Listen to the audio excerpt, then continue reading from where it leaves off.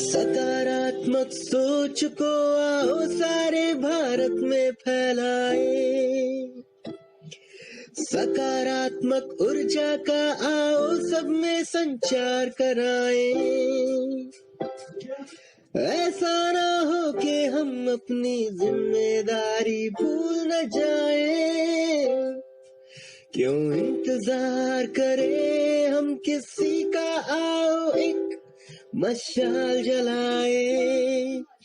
सकारात्मकता के उदय का चलिए हम उद्घोष कराए। आरजेएस जय हिंद के नारों से अपना देश जगाए, आरजेएस वंदे मातरम से सारी सरकार जगाए। जय हिंद, जय भारत। जैसा कि आप जानते हैं कि आरजेएस सकारात्मक भारत उदय आंदोलन लगातार चल रहा है और इसे लेकर हम लोग सक्रियता का परिचय दे रहे हैं कि निरंतर गतिमान रहने की ऊर्जा सकारात्मक सोच से आ रही है। और आजादी की अमृत गाथा, जो भारत सरकार के आजादी का अमृत महोत्सव की जन भागीदारी में 133वें पड़ाव पर हम लोग पहुंच गए हैं। हम लोगों का लक्ष्य 150 कार्यक्रम करने का 6 अगस्त 2023 तक है, जिसमें कि आजादी की अमृत गाथा का पुस्तक आपके हाथों में और एक सोवेनियर आपके हाथों में होगी। अभी हम लोग जो नई दिल्ली विश्व पुस्तक मेला लग रहा है राष्ट्रीय पुस्तक न्यास द्वारा ITPO के आयोजन में, वहां हम लोग लेखक मंच पर 1 मार्च बुधवार के दिन दोपहर 2 बजे से लेकर 3:30 बजे तक एक कार्यक्रम करने जा रहे हैं, जिसमें भूले बिसरे स्वतंत्रता सेनानियों को याद करेंगे, उनकी स्मृति को नमन करेंगे और आजादी की अमृत गाथा के 135वें कार्यक्रम में आजादी की अमृत गाथा पुस्तक के पोस्टर का लोकार्पण होगा, पुस्तक वितरण भी होगा। लगातार हम लोग इसको स्वैच्छिक समर्थन करते हैं। पुस्तक मेला हो और जहां भारत की झांकी दिखाई जा रही हो, उसको RJS positive media, RJS positive broadcasting house और आरजेएस वाणी स्वैच्छिक समर्थन करता है। आज बहुत ही खुशी की बात है कि आरजेएस फैमिली के बीच एक ऐसे शख्सियत जो सकारात्मकता के पर्याय हैं, और आज आरजेएस फैमिली श्रीमद् भागवत गीता पर विचार करने के लिए, उसका जो गीता सार है उसको समझने के लिए आचार्य स्वामी माधवानंद जी को आमंत्रित करने जा रही है। और चिन्मया मिशन के आप आचार्य हैं पटियाला पंजाब से। हम लोगों के आरजेएस फैमिली के एडवाइजर, जो कि किसी परिचय के मोहताज नहीं है, लगातार आपकी चर्चा होती रहती है। द अवेयर कंज्यूमर के फाउंडर एडिटर है और founder director consumer online foundation के। ओपनिंग रिमार्क्स के लिए आपको आमंत्रित करेंगे। और हम लोगों के बीच जाने माने फार्मासिस्ट प्रफुल्ल डी सेठ जी हैं, और लगातार जो हैं रंजन बेन सेठ जी, ये दोनों जुगल जोड़ी जुड़ती हैं वेबिनार में। और सबसे बड़ी बात है कि माउंट आबू की यात्रा, आध्यात्मिक यात्रा जो है आरजेएस फैमिली की होने जा रही है, जहां दिल्ली से टीम जाएगी, पटना से टीम जाएगी और गुजरात से प्रफुल्ल डी सेठ, रंजन बेन सेठ जी आ रहे हैं। जयपुर से रेणु श्रीवास्तव जी के भी आने का प्रोग्राम है। गणमान्य लोगों के बीच में, हम लोगों के बीच एक साधक जो पटना से हैं, जो पूर्व इंचार्ज रहे हैं, डॉक्टर ओम प्रकाश झुनझुनवाला जी, वो वोट ऑफ थैंक्स करेंगे। स्वामी जी का स्वागत और आरजेएस फैमिली के मंच पर स्वागत करने के लिए प्रफुल्ल डी सेठ आएंगे। सबसे पहले ज्यादा कुछ ना बोलते हुए ओपनिंग रिमार्क्स के लिए अपने आरजेएस एडवाइजर प्रोफेसर बिजन कुमार मिश्रा जी को इस मंच पर सादर आमंत्रित करेंगे। और हम चाहेंगे कि आचार्य स्वामी माधवानंद जी की बातों को लोग गंभीरता से सुने और अपने माइक को अनम्यूट रखें, प्रोटोकॉल का ध्यान रखें, और इंटरेक्टिव सेशन होगा, उसमें आप अपनी शंकाओं का समाधान कर सकते हैं। तो सादर आमंत्रित कर रहा हूं आरजेएस एडवाइजर प्रोफेसर बिजन कुमार मिश्रा जी। थैंक यू, नमस्कार। थैंक यू वेरी मच उदय मन्ना जी। पहले तो कोटि कोटि प्रणाम हमारे स्वामी जी को। हमारे आचार्य स्वामी जी हम लोग के बीच में आए हैं,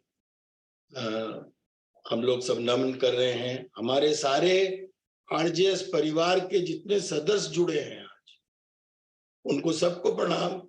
प्रफुल्ल भाई, रंजन बहन, ओम प्रकाश झुंझुनवाला जी, प्रेम प्रभा झा जी, हम लोग सब जो जुड़े हैं, राजा दत्ता जी हम देख रहे हैं वो भी आए हैं। कई लोग हमारे परिवार के लोग जो हैं, जो पॉजिटिव थिंकर्स हैं, वो आए हैं। ओपनिंग रिमार्क्स में हम केवल एक ही चीज बोल सकते हैं कि ये जो टॉपिक हम लोग सोचे हैं और इसको सामने लाए हैं, ये बहुत ही अहम टॉपिक है। And I personally want to thank Praful Bhai for proposing this topic to us. And I feel very happy that Swamiji readily agreed to address us.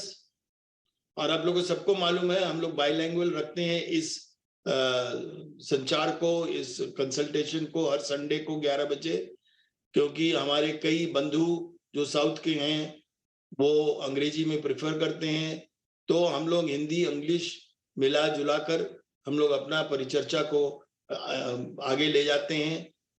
As a management student हमने first batch थे 1968 में, जो Banaras Hindu university से, मतलब जो admission लिए Banaras Hindu university में faculty of business management. I graduated in 1971। उसके बाद हम जमशेदपुर गए, टाटा स्टील के साथ नौकरी किए कुछ महीने, then I became an entrepreneur.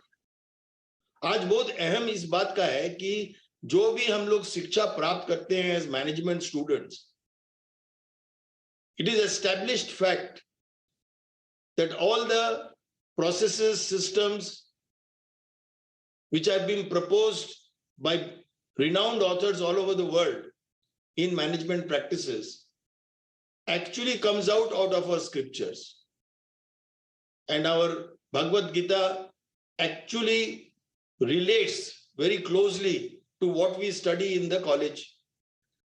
And then when we go around to life, when we start becoming practitioners of management, we learn a lot out of that. And as you all know, हमारा focus always रहा how to delight the customer. And in order to delight the customer, the major जो input होता है management में, वो है to constantly innovate, to constantly bring changes in the product or service which you reach to the people, either in a voluntary manner without any profit motive or with a motive of profit in terms of return on investment, is to always understand what the customers are saying and how we can delight them and bring that smile on their face that they say wow to that product or service, and then they say बहुत मजा आया, ये जो आपने हम तक पहुंचाए ये वस्तु या ये सेवा, हम उससे बहुत खुश हैं। तो आप यदि देखेंगे in the spiritual world, which is not for any commercial gain, or even in the commercial world where people are expecting a suitable return on their investment, the key factor is transparency, accountability, and ensuring that you don't compromise on safety and the quality which you are promising to the consumer.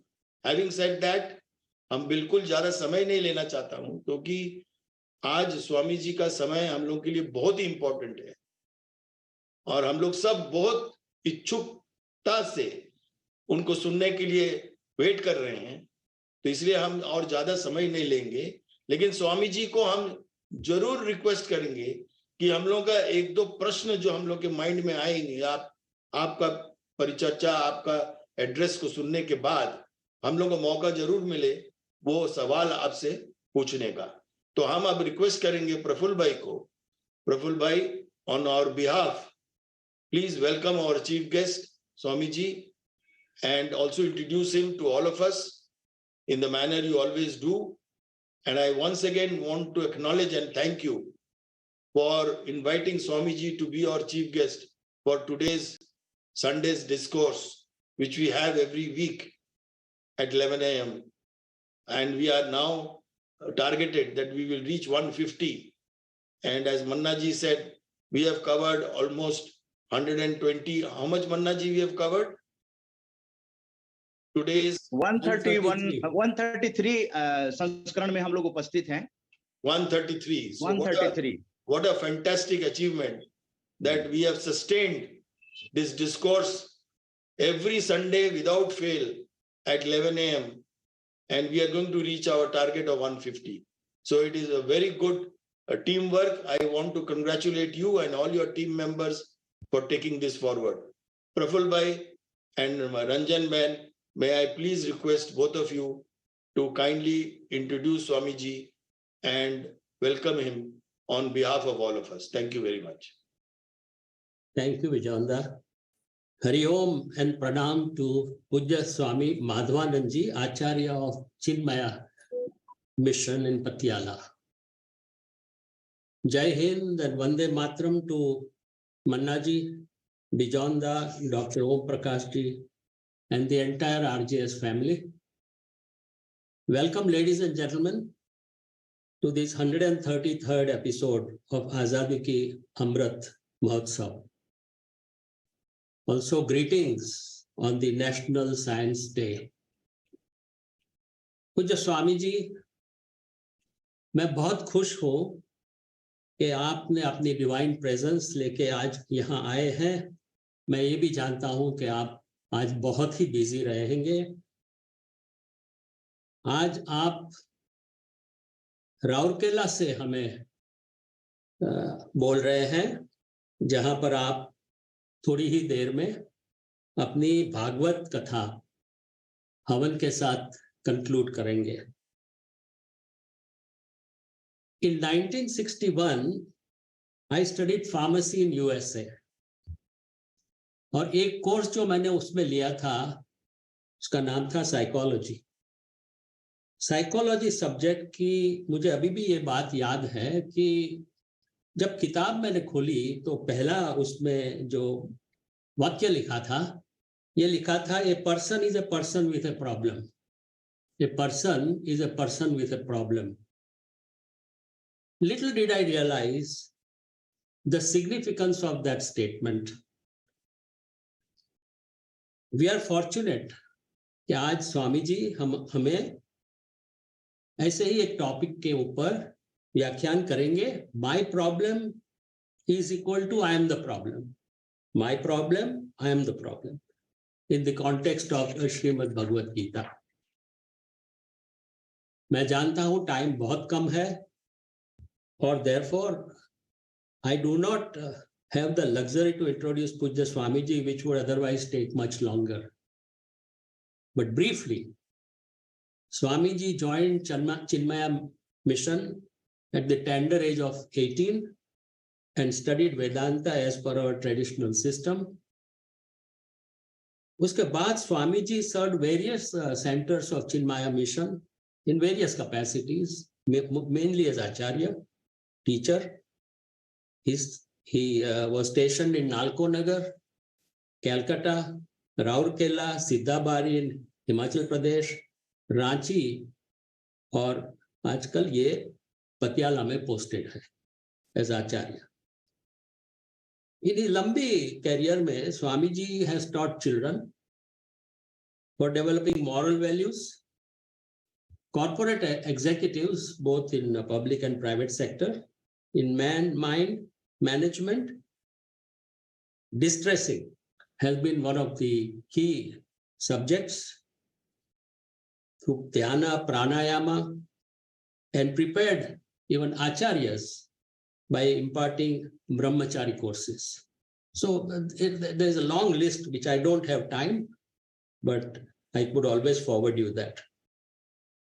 Swamiji's teachings obviously are based on traditional topics from Ramayana, Bhagavad Gita, and Upanishads. Swamiji's devotees learn from him through various techniques, camps, workshops, and study tours, as well as destinations like Mansarovar Kailash and Sri Lanka. I think he's going to be in Bhutan in the next program. So I take immense pleasure in inviting Pujya Swamiji for his Vyakhyan. Jai Hind, Vande Mataram.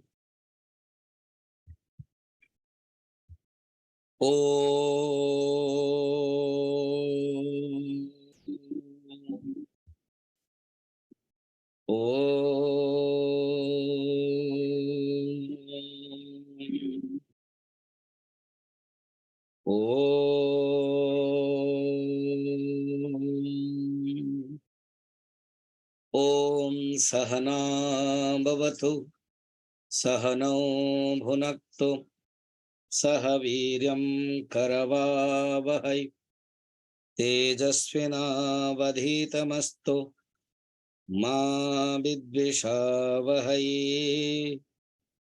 ॐ शान्तिः शान्तिः शान्तिः। गुरुर्ब्रह्मा गुरुर्विष्णुः गुरुर्देवो महेश्वरः गुरुरेव परं ब्रह्म तस्मै श्री गुरवे नमः। समस्तजनकल्याणे निरतं करुणामयं नमामि चिन्मयं देवं सद्गुरुं ब्रह्मविद्वरं सद्गुरुं ब्रह्मविद्वरम्। RJs के all eminent members like Bijan ji, Uday ji, Prafulla ji, Om Prakash ji, and Prem Prabha ji, and some Raja Datta and others, जिनका मैं नाम नहीं जान पा रहा हूँ, मैं सबको आपको धन्यवाद देता हूँ। एंड स्पेशली प्रफुल्ल जी जिन्होंने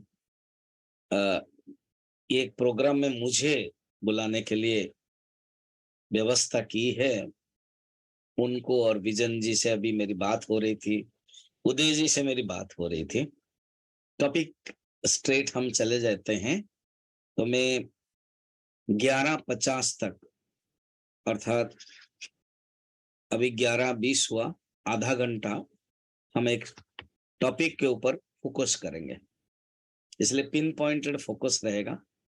10 मिनट क्वेश्चन आंसर्स रखेंगे, देन आपके और जो कार्यक्रम है मैं और 5-10 मिनट बैठ सकता हूँ। उसके बाद हम वहाँ हवन चल रहा है मेरा भागवत के आज अंतिम में, तो इसलिए मुझे वहां जाना जरूरी है। तो उनको मैंने बोलकर रखा कि मैं 12:10-15 तक पहुंच जाता हूं। चलिए टॉपिक स्टार्ट करते हैं। My problems is equal to really I am the problem.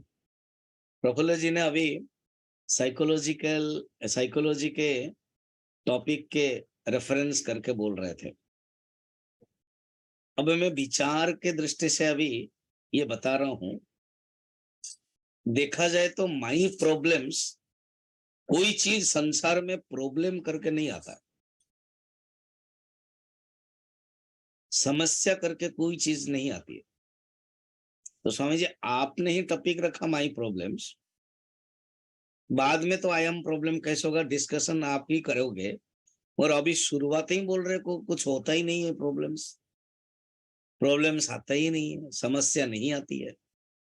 Nothing comes as a problem in our life। अच्छा, तो फिर टॉपिक तो बेकार हो गया। आप जो बोल रहे हो, आप प्रॉब्लम टॉपिक रखे हो माई प्रॉब्लम्स, इधर कह रहे हो स्टार्टिंग में ही सेंटेंस में ही प्रॉब्लम ही नहीं है, फिर होता क्या है, क्या होता है? मगर हम लोग तो देखते हैं personal problem, professional problem, political problem, individual problem, personal individual same, political national problem, international problem, उसी पर्सनल प्रॉब्लम में और भी physical problem, mental problem, so many problems discussion होता है। और मैनेजमेंट में आजकल कॉन्फ्रेंस में प्रॉब्लम्स के ऊपर ही डिस्कशन होता है, एनालिसिस होता है, उसका दूर करने के लिए विचार किया जाता है। और इधर आप कह रहे हैं कि प्रॉब्लम्स नहीं है। देखिए, अगर विचार किया जाए प्रॉब्लम्स होता है तो तुरंत हम एक फैक्टर को दोष दे देते हैं, जो थोड़ा सा भगवान को विश्वास करता, भगवान ने प्रॉब्लम दिया, क्योंकि जन्म किसने दिया? भगवान ने। ये जगत बनाया किसने? भगवान ने। तो जगत बनाया भगवान ने, क्योंकि हम जो चाहते हैं मिलता नहीं है, इसीलिए कोई एक है फैक्टर, कोई एक है इम्पर्सनल पर्सन, जो वो देता है उसको ग्रहण करना पड़ता है, इसलिए हम भगवान बोल देते हैं। प्रॉब्लम देता कौन? भगवान। अगर कोई भगवान को स्वीकार नहीं करता है तो प्रॉब्लम कौन देता है? ना बाहर के लोग, पड़ोस। हाँ, एक प्रवचन सुना है एक साधु से। साधु ने जैसे मैनेजमेंट काउंसलिंग होता है ना, तो काउंसलिंग की दृष्टि से कहा है, एक काम करना, आप लोगों के अपना अपना प्रॉब्लम लेकर के आना। जैसे क्वेश्चन होगा, वो प्रेम प्रभा जी प्रश्न पूछेंगे और एक दो आप पूछोगे, तो ये तो किसी ने कहा कि सब अपने अपने जो वक्ता है, जो स्पीकर है, वो कहा कि कल अपना अपना प्रॉब्लम लेकर के आना।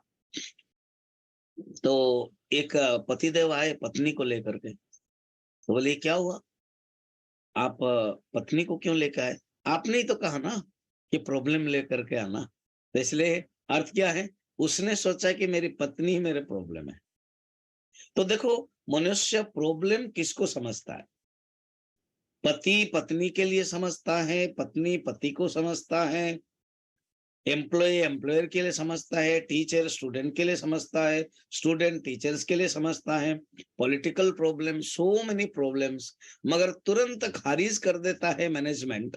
माने हमारे जो वेदांत है, वेदांत रियली सेल्फ मैनेजमेंट है, वेदांत रियली आत्मा मैनेजमेंट है, वो स्टडी है। वो कह रहा है कुछ प्रॉब्लम ही है ही नहीं, तुरंत कह देता है, खारिज कर देता है। कोई चीज आपको प्रॉब्लम के रूप में नहीं आता है, हम बना लेते हैं। याद रखना, एक बनाना और एक होना फर्क है। प्रॉब्लम होते नहीं है, प्रॉब्लम आते नहीं है, प्रॉब्लम हम बना लेते हैं। फिर आता क्या है प्रश्न होगा, याद रखना, बड़ा सुंदर है। तो आता क्या है, हमारे पास जो सामने आता है वो प्रॉब्लम बनकर नहीं आता है, आता है परिस्थिति, सिचुएशन। जो भी हम, जब भी कोई भी हो, whoever may be, he may be he who, anybody faces not the problem, anybody faces situations. We face only situations, not the problem. अच्छा, अब ये हुआ, अभी जस्ट 5 मिनट में हम लोगों ने तय किया, देखा जाए तो, कि हम सिचुएशंस फेस करते हैं। ओके, प्रॉब्लम नहीं, सिचुएशंस जब हम हैंडल नहीं कर पाते हैं, it becomes a problem. Clear? पूज्य गुरुदेव माने स्वामी चिन्मयानंदा एक बहुत सुंदर स्टोरी कहते थे। वो स्टोरी अपने आप को बना करके कहते थे। एक बार मेरा अमृतसर में प्रवचन था और कुछ प्रॉब्लम होने के कारण बंद हुआ, तो मैं दिल्ली में रुका था और मुझे उत्तरकाशी जाना था। क्योंकि प्रवचन जब होता था 7-8 दिन का कंटिन्यूस होता था, जब कैंसिल भी होता था तो 7 डेज फ्री है, इधर कहीं दूसरे जगह दें या तो कहीं अच्छा काम करें। तो उन्होंने सोचा कि उत्तरकाशी अपना आश्रम है, वहीं जाऊं। तो उन्होंने बड़ा सुंदर कहानी बताई, शॉर्टकट में बता रहा हूं, कि दरवाजा 12 बजे खटखट हुआ, खोला तो इंद्र देवता आए। Chinmayananda, do you know who am I? Please introduce yourself. I am Indra Devata. Nice to see you and know you. Prostrations to you. Prostrations to thyself. Fine. I have heard your name. You are a great orator in the world of Gita. And we know that you have 7 days. And today in the morning, you are going to Uttarkashi. Now it is night. Can you come Swarga? Just only 1 hour talk to our devatas. Swarga, how can I go? Don't worry. You just, no. Tomorrow morning, I have already prepared to go to Uttarkashi. The devotees will come. The car will come. No, don't worry. Just now, 12 o'clock, after the talk, you will be reached here. Nobody will know. Can you come? ये गुरुदेव की story है। तो कहा कि मैं गया, talk भी दे दिया। ज्यादातर टॉक के बाद कुछ डोनेशंस, दक्षिणा दिया जाता है चिन्मय मिशन के लिए। तो मुझे देवता मगर कुछ दिए नहीं। अगर ठीक है, एटलीस्ट नाम तो हुआ, मेरे मन में तसल्ली हुआ कि मैं देवताओं को दिया था। तो लास्ट में जाते समय इंद्र ने कहा कि we want to give you gift some fruits packet. Swami ji, please come to our store house, so many fruits are there, you have to choose it. तो बेटा वेरी गुड। तो मैंगो था, फिर एप्पल था, नाम लिखा हुआ था, मगर वो ऐसे कोई फ्रूट्स ताजा नहीं था, वो छोटे छोटे कब्बड़ था। तो मैंने चॉइस किया एप्पल। तो जब कब्बड़, एक देवता आकर के कब्बड़ से खोला तो एप्पल था नहीं, एप्पल के बीज था, सीड्स था, फ्रूट नहीं था। फिर मैंने देखा, इंद्र हंसने लगा। ये वाक्य बहुत इंपॉर्टेंट है, बहुत ही इंपॉर्टेंट है। We devatas don't give to the fruit to anybody, we give the seed to mankind. Story ends here. अर्थात हमको कर्मफल अपने आप में नहीं मिलता है, हमें कर्म मिलता है करने के लिए। Nobody gets fruit of the action, everybody gets only the action. Out of that action we make fruit. इसी प्रकार हमें समस्या नहीं मिलती है, हमें मिलता है सिचुएशंस। सिचुएशन को अगर हम डील नहीं कर पाएंगे, वो बन जाता है प्रॉब्लम। प्रॉब्लम क्या है, प्रॉब्लम की परिभाषा क्या है, ये हमें बताया, हम समझे। देखिए, जैसे मैंने एग्जाम्पल से बताया था आपको, एक पति सोच रहा है कि पत्नी मेरे लिए प्रॉब्लम है, लाइबिलिटी, मगर दूसरा सोचता है नो, ये मेरे लिए एसेट है, ये मेरे लिए सॉल्यूशन है। मेरा तबीयत कभी खराब होता है तो कौन मुझे देखभाल करती है, मुझे रोज खाना कौन बना के देती है। तो अगर सोचने के पर ही इधर सिचुएशन है या तो प्रॉब्लम है, इधर कर्स है या तो बून है, ये निर्भर करता है हमारी सोच के ऊपर। एग्जाम्पल से ले लिया जाता है कि कोई भी सिचुएशंस को जब हम हैंडल नहीं कर पाते, सिचुएशन के बारे में हम जानते नहीं है, सिचुएशंस है मगर we don't know the solution, then it becomes a problem. तीन शब्द है, एक है सिचुएशन और एक है प्रॉब्लम और एक है क्राइसिस। मैनेजमेंट में है, and you all are the pioneers of the management. आप जानते हैं क्राइसिस यूज होता है, प्रॉब्लम जब सॉल्व नहीं कर पाते हैं, it lingers, then it becomes a crisis. Situation जब सॉल्व कर दिया, बस बाएं हाथ का खेल है, it cannot be a problem. तो इसका अर्थ है merely the problem तब बनता है जब उसको मैं हैंडल नहीं कर पाता, इसको मैं जान नहीं पाता। माइंड है मीन्स प्रॉब्लम है। साइकोलॉजी में, साइकोलॉजी क्या है? The study of mind. सुंदर हमारे विजन जी बताए जब इंट्रोडक्शन दे रहे थे कि कहीं भी मैनेजमेंट में हम जाएं तो the root is our spirituality और द गीता। किसी संत ने कहा कि एक तो जो मॉडर्न साइकोलॉजी है, द सिगमंड फ्राइड है फादर ऑफ मॉडर्न साइकोलॉजी, उनके बाद वो दो शिष्य निकले, जुंग और एडलर। उसके बाद मॉडर्न ट्रेडिशन निकला जो साइकोलॉजी को डेवलप किया। हमारे हिंदू धर्म में, सनातन धर्म में, ये जो साइकोलॉजी है ये ओल्ड टेस्टामेंट जैसा, वो ओल्ड साइकोलॉजी, एंशियंट साइकोलॉजी है। 4 ग्रंथ है, स्क्रिप्चर है। एक है उपनिषद। वेद इज वास्ट है, इसलिए उसका जो क्रीम है उपनिषद। उपनिषद में मेनली उपनिषद क्या है? इट डील्स विद आत्मविद्या, मगर मन के बारे में भी है। बहुत उपनिषद है मन के बारे में। केने सितम प्रेषितम मनः केन वाचो वदन्ति केन प्रथम प्राण युनक्ति, केन उपनिषद है। क्वेश्चन पूछता है स्टूडेंट, किसके द्वारा मेरा मन में भावना प्रेरित होती है। देखिए, मन,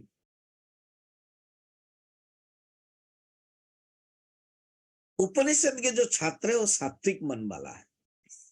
गुरु के पास जाता है, समित पाणी श्रोत्रियम ब्रह्मनिष्ठम सद्गुरु में विगच्छेत, प्रश्न पूछता है उस परमात्मा के बारे में। मन को कैसे, ऑलरेडी मन उसका कंट्रोल है। उपनिषद सबसे हाईएस्ट टेक्स्ट है मन के बारे में। सेकंड है योग वशिष्ठ, ये भी सेल्फ मैनेजमेंट है, बहुत बड़ा ग्रंथ है। टीचर है वशिष्ठ जी, स्टूडेंट खुद भगवान राम है। सेल्फ मैनेजमेंट के बारे में बताते हैं। शुभाभ्यम मार्गाभ्यम बहंती वासना सरित कहा जाता है। अर्थात क्या है कि जो मन है वो दो प्रकार की है भावना, एक अच्छी एक बुरी। थर्ड ग्रंथ है योग दर्शन पतंजलि। पतंजलि ने जो दर्शन लिखा है वो योग दर्शन है, उसमें मन के बारे में है। इसलिए शंकराचार्य बाद के हैं, योग दर्शन पहले लिखा। उन्होंने गीता में भाष्य में कमेंट्री में लिखते समय ये लिखा है, चित्त प्रसार विशेषज्ञाः, अर्थात the doctorate, the PhD, the special persons of mind. कौन है? पतंजलि के लिए कहा है, 6th अध्याय के कमेंट्री में। एंड लास्ट ग्रंथ है गीता। इन 4 ग्रंथ में प्रॉब्लम मन के बारे में बताया गया है। ये केवल जस्ट मैंने आपको रेफरेंस बताया। अब सिचुएशन स्वामी जी अगर आती है तो उसको प्रॉब्लम कैसे बन जाता है ना? Situation plus ignorance is equal to problem. Situations plus I don't know how to handle it, it becomes a problem. Situations plus identification, it becomes a problem. Situations plus ego, it becomes a problem. अब हम गीता के संदर्भ में देखते हैं। देखिए, श्रीमद् भगवत गीता के जो फर्स्ट चैप्टर है अर्जुन, या ऐसे क्या आवश्यकता पड़ी भगवान कृष्ण को युद्ध क्षेत्र में उपदेश देने के लिए? अर्जुन युद्ध करने के लिए मना किया। क्यों? पहले कहा कि मैं देखूंगा, मैं किन किन के साथ युद्ध करना चाहता हूं, देखूंगा। भगवान ने कहा बहुत अच्छी बात है, देख लो। देखने के बाद वो मोहित हो गया। युद्ध करने से पहले ही बोल्ड आउट। अच्छा, यही अर्जुन कुछ ही महीना पहले जब विराट युद्ध में अकेला था, वो अकेला व्यक्ति भीष्म, द्रोणाचार्य आदि सबको युद्ध में परास्त कर लिया था। और आज अर्जुन इस प्रकार की क्या हालत हुई है? क्योंकि वहां पर उन्होंने क्या किया था कि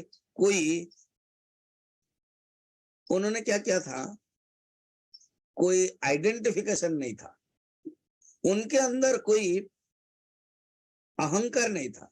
एज ए टूल उत्तम कुमार के सारथी के रूप में आए, बृहन्नला रूप में थे वो। वहां सबको परास्त कर लिया। भीष्म को भी मूर्छित, द्रोणाचार्य भी मूर्छित, दुर्योधन भी मूर्छित, कर्ण जो उनके कॉम्पिटिटर है वो भी मूर्छित है। आज मगर इन्हीं लोगों को ही देखा है। तो भगवान कृष्ण पूछ सकते थे कि कहाँ गया तुम्हारा वो वीरत्व, तुमने तो सबको वहां परास्त कर लिया था। मगर उन्होंने माना है। He is a very very, भगवान Krishna is a obedient teacher है।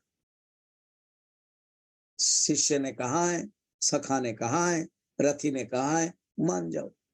मगर अगर विचार करेंगे कि वहां के और यहाँ के सिचुएशंस क्या है,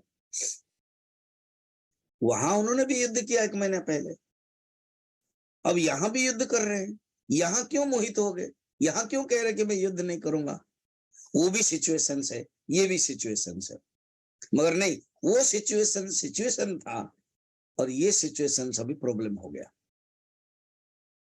क्योंकि वो जो सिचुएशंस उनके लिए वरदान हो गया, वो सिचुएशंस उनके लिए एक विन हो गया, और ये सिचुएशंस युद्ध से पहले ही डिफीट हो गए। ये सिचुएशंस प्रॉब्लम हो गया, क्योंकि वहां एक इंस्ट्रूमेंट के रूप में काम करते थे, वहां उनका अहंकार नहीं था। यहां खुद ये अहंकार में जर्जरित हो गए, इंस्ट्रूमेंट नहीं बन पाए। उन्होंने सोचा मैं युद्ध करूंगा, उन्होंने सोचा मैं क्यों मारूंगा। कथम भीष्ममहं संखे द्रोणम च मधुसूदन इषुभि प्रतियोत्स्यामि पूजा रहो अरिशोदन। मैं कैसे मारूं इन लोगों को, वो मेरे गुरु है जिनके हाथों से मैंने सीखा है, उन्होंने मुझे अंगुली पकड़ करके सिखाया है धनुष तीर को मारना, उसी धनुष तीर से मैं मारूं। भीष्म को कैसे मारूं, जिन्होंने हमें सिखाया है कि कैसे बैठना है, उन्हीं को मैं करूं। उन्हीं को, उनके गोद में बैठ करके उनके वस्त्र को मैंने मलिन किया है और आज उनको मारूं। अरे ये भी तो थे वही द्रोणाचार्य, वही भीष्म। उस समय तो मूर्छित कर दिया था। उत्तम को कहा कि तुम जाकर के जे लेके आओ। उत्तर जो कुमार है वो लेके आए तो सब वस्त्र लेके आए थे, क्योंकि उत्तरा ने कहा था वस्त्र लेके आएगी मेरे लिए। तो सबके रथ के झंडा लेके आए थे, वस्त्र लेके आए थे, उत्तरीय लेके आए थे, तो मूर्छित भी कर दिया था। उस समय तो कोई कृपा नहीं आई थी, उस समय तो कोई दया नहीं आई थी, उस समय तो मन में कोई भावना नहीं आई थी। अब क्या हो गया, क्योंकि इसको वेदांत में कहते हैं और जो अंग्रेज में भी कहते थे आइडेंटिफिकेशन। जीवन में आप देखिए, जहां जहां मनुष्य का आइडेंटिफिकेशन हो जाता है वहां वहां दुख होता है। कभी भी किसी को भी आइडेंटिफिकेशन में नहीं रहना है। मैं अभी टॉक दे रहा था, चिन्मय विद्यालय यहाँ 2 है, एक इंग्लिश मीडियम में और एक उड़िया मीडियम में। तो मैंने दोनों लैंग्वेज में ही सेम टॉपिक रखा, personal life and professional life. ज्यादातर क्या होता है, पर्सनल लाइफ प्रोफेशनल लाइफ में आ जाता है, प्रोफेशनल लाइफ पर्सनल लाइफ में आ जाता है, ओवरलैप करता है, देन प्रॉब्लम शुरू हो जाता है।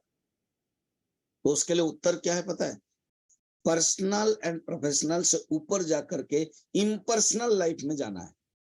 तो हमारा जो प्रॉब्लम्स है ये अपने अपने नहीं बना है, भगवान नहीं देते हैं। कोई पति के लिए पत्नी, पत्नी के लिए पति, या समाज या बेटे के लिए पिताजी नहीं देते, राजनेता भी नहीं देते। देता फिर कौन है, हम अपना माइंड है। मनेव मनुष्याणम कारण बंध मोक्षयोः। उपनिषद कहती है मन ही मनुष्य का बंधन और मोक्ष का कारण है। आत्मेव ह्यात्मनो बंधु आत्मेव रिपुरात्मनः। आत्मा ही आत्मा का बंधु है और आत्मा ही आत्मा का शत्रु है। Mind is the friend and mind is the foe. Foe means शत्रु। मन ही मित्र बन सकता है जो मन कंट्रोल है, और मन ही शत्रु बन जाता है जो मन कंट्रोल नहीं है। इसीलिए भगवान इसको डिसेक्शन अच्छी तरह से करते हैं। अर्जुन, तुमने क्या किया, आइडेंटिफिकेशन कर लिया। तुमने जो मेन अर्जुन के लिए 4 प्रॉब्लम था रियली, मैं मरूंगा, वे मरेंगे, I will die, they will die, and I will kill and they will kill. मैं मरूंगा, वो मरेंगे, मैं मारूंगा, वो मारेंगे। बस ये 4 फैक्टर में ही वो घिस गया था, दुखी हो गया था। भगवान इससे ही दूर करते हैं। ये क्यों हो रहा है 4 फैक्टर्स, ये 4 एक्सपीरियंसेस, ये 4 फेजेस ऑफ द लाइफ क्यों आता है? क्योंकि तुमने शरीर को ही समझ लिया आत्मा, तुमने अपने आप को ही समझ लिया आत्मा। बस यही ये 4 ऑटोमेटिक आएंगे। भगवान ने यही उपदेश दिया, तुम शरीर नहीं हो, आत्मा शरीर नहीं है, शरीर आत्मा नहीं है, आत्मा से अलग शरीर है। इसलिए प्रॉब्लम अपने आप में होता नहीं है, सिचुएशन से प्रॉब्लम बन जाता है जब हम जान नहीं पाते हैं और हम आइडेंटिफिकेशन रखते हैं। ये नंबर 1 आइडेंटिफिकेशन। सेकंड है ईगो। ईगो ही दुख का कारण है। ईगो के कारण ही दुख होता है। देखिए फर्स्ट चैप्टर में तीन चरित्र है, एक है अर्जुन और एक है दुर्योधन और एक है धृतराष्ट्र। सीरियल के दृष्टि से देखेंगे, क्रम के दृष्टि से धृतराष्ट्र पहले है, स्टार्टिंग में ही धृतराष्ट्र है। वो ही कहता है धर्म क्षेत्र कुरुक्षेत्र समवेता योत्सवः। अगर उस चरित्र को देखेंगे, इसी श्लोक में ही है, मामकाः पांडवाः, डिवाइड कर देते हैं। धृतराष्ट्र उसको कहते हैं जो डिवाइड करता है जीवन में। जहां डिवाइड है, जहां डिवीजन है, वहां दुख है, वहां प्रॉब्लम है। सेकंड है धृतराष्ट्र जन्म से अंध है, ब्लाइंड है, अर्थात इग्नोरेंट है, दोनों तरफ से, शरीर से भी ब्लाइंड है और विचार से भी ब्लाइंड है। अटैचमेंट है, पुत्र प्रति मोह है। धृतराष्ट्र के चरित्र को देखिए, और धृतराष्ट्र नामकरण ही देखिए, ये न राष्ट्रम धृतम स धृतराष्ट्र, पकड़ करके बैठा हुआ है। रियली वो अधिकारी नहीं थे, विदुर ने मना कर दिया, no you are not fit for a king. King के लिए एक स्वस्थ शरीर चाहिए, आप अंधे हो। उस समय इतना स्ट्रिक्ट था। आजकल तो किन्नर भी एमएलए एमपी बन जाते हैं। मगर एक बहुत बड़ा सर्वोच्च पोस्ट में रहने के लिए इतना बड़ा राजा, सार्वभौम भारत का राजा साधारण व्यक्ति नहीं बन सकता, वो धर्म का नियम है। इसको कुछ गलत दृष्टि से नहीं देखना चाहिए। कोई चीज होने के लिए आपको अधिकारी होना चाहिए, उन्होंने मना कर दिया, मगर उनके अंदर भावना थी। छोटे भाई बहुत त्याग वाले हैं, पांडु। उन्होंने सोचा भाई तो कभी राजा नहीं बन सकते जब तक मैं हूं, तो क्यों ना मैं कुछ दिन के लिए वनवास जाऊं। तो वो जाकर के अपनी पत्नी माद्री के साथ, कुंती रहे इन लोगों को ध्यान रखने के लिए, और माद्री के साथ गए। उसके बाद पंच पांडव हुए। तो माद्री के साथ गए, रियली पंच पांडव पहले हो गए थे, एंड वहां अपना शरीर जो अभिशाप मिला था चले गए। तो धृतराष्ट्र पकड़ करके रहने लगे। और दुर्योधन ने भी जो चरित्र है वो भी देखे, वो जो अपने आप को समझ रहा था कि मैं युवराज हूं, तुम युवराज नहीं हो। और दुर्योधन अहंकारी है। तो जहां इस प्रकार के क्वालिटीज रहेगा, प्रॉब्लम तो रहेगा ही। आप लोगों ने बड़ा सुंदर शब्द यूज कर रहे थे ना, विजन जी एंड उदय जी, अर्थात पॉजिटिव थिंकर्स। पॉजिटिविटी जिसके अंदर है, अर्थात जहां पॉजिटिव है वहां कभी भी दुख नहीं है। You can never have a good day with a bad values, and nobody make you bad day for a good man. समझ में आए? आपके मन में अगर खराब गुण है, उस दिन आपका दिन कभी भी अच्छा नहीं बन सकता। और आपका मन अगर अच्छा है, भगवान भी आएंगे और कहेंगे मैं बुरा दिन बनाऊंगा, तो बोले कैसे बनाओगे प्रभु? आप जो बनाओगे उसको ही मैं अच्छा बना दूंगा। दृष्टि देखो ना, कहानी ऐसे है।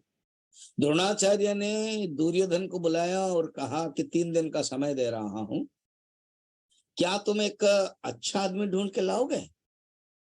This is your question test. And Yudhishthira को बुलाया, उसके बाद क्वेश्चन चेंज कर दिया पेपर, कहा कि 3 दिन का समय है, सेम हस्तिनापुर है, मगर क्वेश्चन पेपर ये है, क्या तुम बुरा आदमी लेके आ पाओगे? दोनों ही फेल हो गए। अर्थात क्या है, जैसे दृष्टि वैसे आपको मिलेगा। दुर्योधन की दृष्टि इतनी खराब है, वो युधिष्ठिर सारा वर्ल्ड कह रहा है कि तुम अच्छे हो, उनको चैन नहीं कर पाया। और युधिष्ठिर की दृष्टि इतनी अच्छी है, जो दुर्योधन को सब लोग खराब बोलते हैं, मगर वो सुयोधन कहते थे, तुम अच्छे हो कहते थे। इसका अर्थ है दृष्टि के ऊपर निर्भर है। सिचुएशंस अपने आप में समस्या नहीं बनती है, सिचुएशंस के ऊपर अगर दृष्टि खराब करते हैं समस्या बन जाती है। और ये माई प्रॉब्लम्स, ये अपने आप हमने बनाया है ही नहीं है, चीज वही है, हमने बनाया। जैसे वेदांत में कहते हैं रस्सी में सांप है, नहीं सांप, मगर हमने देख लिया क्योंकि रस्सी नहीं देखा है। जब रस्सी नहीं देखते हो तो सांप दिखाई देगा। साइंस के अनुसार आकाश नीला है, मगर सचमुच क्या साइंस के अनुसार आकाश नीला है? नहीं, वो हमारी दृष्टि के ऊपर निर्भर है। नीरज वाटर है ही नहीं है रेगिस्तान में, मगर हमें दिखाई देता है। अगर जो जान लेते हैं कि नहीं है ही नहीं है, तो मोर और जो हिरन है वो दौड़ते हैं पानी के लिए, मगर हम लोग नहीं दौड़ते हैं। हम जानते हैं, हम उसका आनंद लेते हैं, जानते हैं ये आभास मात्र है, ये रिफ्लेक्शंस मात्र है, ये इमेजिनेशन मात्र है। तो सिचुएशंस प्रॉब्लम तब बनता है जब हम उसको रियल समझते हैं, जब हमारा प्रायोरिटी बढ़ जाता है, जब हम आइडेंटिफिकेशन हो जाता है, जब we don't know the solutions, we can not reach there, then ये प्रॉब्लम होता है। और ये प्रॉब्लम यहां तक चला जाता है कि देखना कि आई एम द प्रॉब्लम बन जाता है। ये problem I am the problem बन जाता है। और एक है, सचमुच माई प्रॉब्लम्स कुछ है ही नहीं, वो आई एम द प्रॉब्लम ही माई प्रॉब्लम बनता है। इसलिए my problems is directly proportional to I am the problem. I के ऊपर निर्भर है माई प्रॉब्लम। मेरे अगर प्रॉब्लम 1500 है, इसका अर्थ है मेरा अहंकार बड़ा है, इसको इसे समझे। कैसे? मेरा मन अगर अच्छा है तो मुझे कुछ प्रॉब्लम दिखाई नहीं देगा, मेरा मन अगर खराब है मुझे प्रॉब्लम दिखाई देगा। मेरे ऊपर निर्भर है। इसलिए एक मैनेजमेंट में कहा जाता है I have no problem, I am the problem. हमने सोच लिया उसको। एक बार वनवास में, देखिए छोटे छोटे कहानी से ये हम समझ सकते हैं। महाभारत की एक छोटी सी कहानी। द्रौपदी वनवास में है, युधिष्ठिर है। युधिष्ठिर को कुछ भी काम करने के लिए ये 4 बच्चे, 4 भाई मौका नहीं देते थे। कोई लकड़ी लाने के लिए गए, कोई खाने के लिए गए, कोई कलेक्शन करने के लिए, कोई गांव गए, इस प्रकार के चारों चले जाते थे। ज्यादातर अर्जुन तो तपस्या में रहते थे। वो भीम कहते चिंता मत कर, तुम बैठो, मैं सब कुछ कर लेता हूँ। भीम ही करते थे, खाना भी बनाते थे वही। तो द्रौपदी को मौका मिला युधिष्ठिर से बात करने के लिए। तो युधिष्ठिर से बोल रहे कि हे आर्यन, आप धर्म पालन कर रहे हो, आपको धर्मराज कहा जाता है, क्या फायदा हुआ? इतना धर्म पालन कर रहे हो और आप वनवास में। दुर्योधन अधर्म पालन करता है, अधर्म करता है, मगर आज वो भोग कर रहा है, क्या आपको दुख नहीं लगता? कितना सुंदर उत्तर दिया युधिष्ठिर, सुन लीजिए।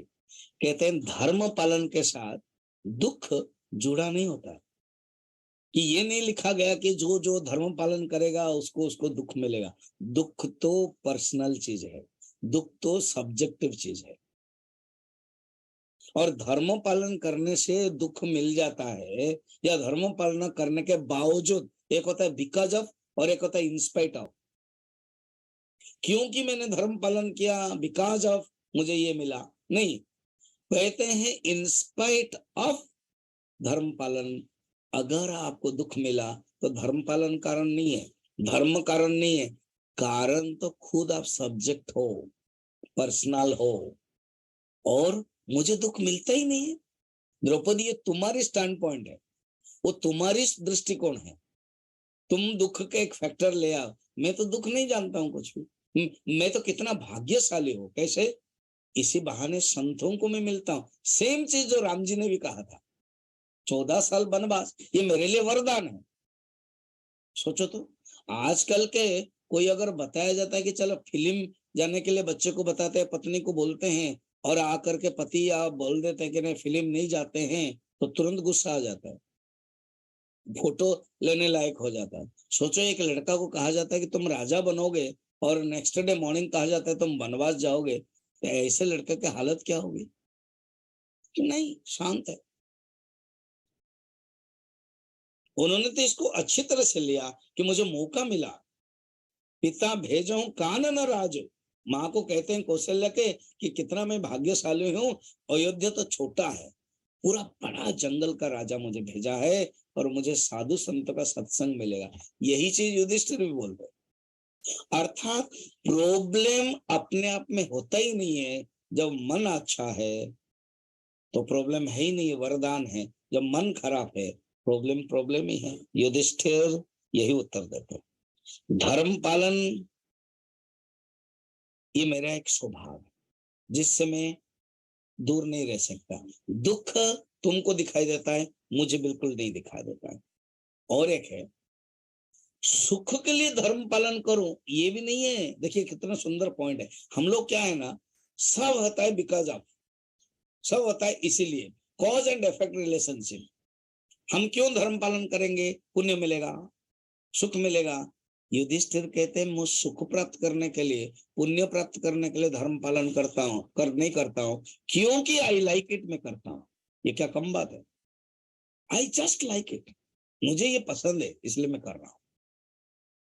चाणक्य का एक सीरियल है, जैसे हमारे प्रफुल्ल जी बता रहे थे ना, मेरा अलग अलग प्रोग्राम हो रहा है चिन्मय मिशन, आप अनेक एक्टिविटीज कर रहा है, उसमें उपनिषद गंगा 51 एपिसोड है। DD1 में पहले देता था, आप देख भी सकते हैं यूट्यूब में जाकर के, उपनिषद गंगा करके। एक है चाणक्य का है, उस समय चंद्रगुप्त चाणक्य का। तो जो चंद्रगुप्त वो दुखी हो रहे थे, क्यों? सब चीज कंट्रोल चाणक्य के पास था और चाणक्य अपने बारे में कोई सोचते नहीं थे। अब जब आपको पता है कहानी कि चाणक्य को मिलने के लिए चीन के परिव्राजक जब आए तो देखा कि छोटी सी कुटिया में अंधेरे में शाम जी कुछ लिख रहा था वो आदमी, ब्राह्मण। सुना, उनके शिष्य ने कहा कि कोई आया है मिलने के लिए, तो बोले कि बैठा हो। फिर पूछा कि बताइए आप जो विजिट कर रहे हो ये प्राइवेट है कि गवर्नमेंट है, प्रोफेशनल है कि पर्सनल है? तो उन्होंने तुरंत कहा कि पर्सनल। बत्ती बुझा दिया, फिर दूसरे बत्ती लगाया, कहा कि बताइए। बोले ये क्या, मुझे समझ में नहीं, आपने ये क्या किया? ना, ये जो बत्ती से मैं हिसाब कर रहा था ये गवर्नमेंट का है, मगध गवर्नमेंट का है, और आपने कहा कि प्राइवेट मुझे मिलने के लिए आए, तो मेरा कोई अधिकार नहीं है गवर्नमेंट बत्ती को जलाने के लिए। सोचिए तो हम लोग क्या क्या कर देते हैं। तो उन्होंने कहा मेरा अधिकार नहीं है और मैं हिसाब देता हूं, मेरे प्राइवेट खर्च में मुझे कितना लेना है तो ये मेरे हिसाब में आएगा, क्योंकि आप प्राइवेट विजिट मुझसे किए हो। सोचिए, तो वही चंद्रगुप्त बड़े दुखी हो रहा था कि गुरुदेव मैं सुखी नहीं हो रहा हूं। तो सुंदर कहा कि चंद्रगुप्त जवाब सुन लो, मैंने तुम्हें सुखी होने के लिए राजा नहीं बनाया। अगर सुखी प्राप्त करने के लिए तुमको राजा बनना है तो गलत धारणा है तुम्हें। मैंने तुम्हें राजा इसलिए बनाया तुम प्रजा को सुखी देने के लिए। क्या बात है, सोचिए। इसीलिए हम अगर धारणा ये रखेंगे धर्म पालन करेंगे, मैं अच्छा बनूं तभी मुझे सुख मिलेगा, ये भी गलत है। अर्थ क्या है? सब चीज हमारे ऊपर निर्भर है, हमारा माइंड के ऊपर निर्भर है, मन के ऊपर निर्भर है। यही रियली साइकोलॉजी सब्जेक्ट आ जाता है, जो साइकोलॉजी से भी परे है, फिजिक्स में भी परे है, मेटा फिजिक्स है, बियॉन्ड द साइकोलॉजी। ये है वेदांत आत्मज्ञान है, ये गीता का ज्ञान है। ये कहते हैं अर्जुन द मेन प्रॉब्लम है I am the problem, I have no problem, I am the problem.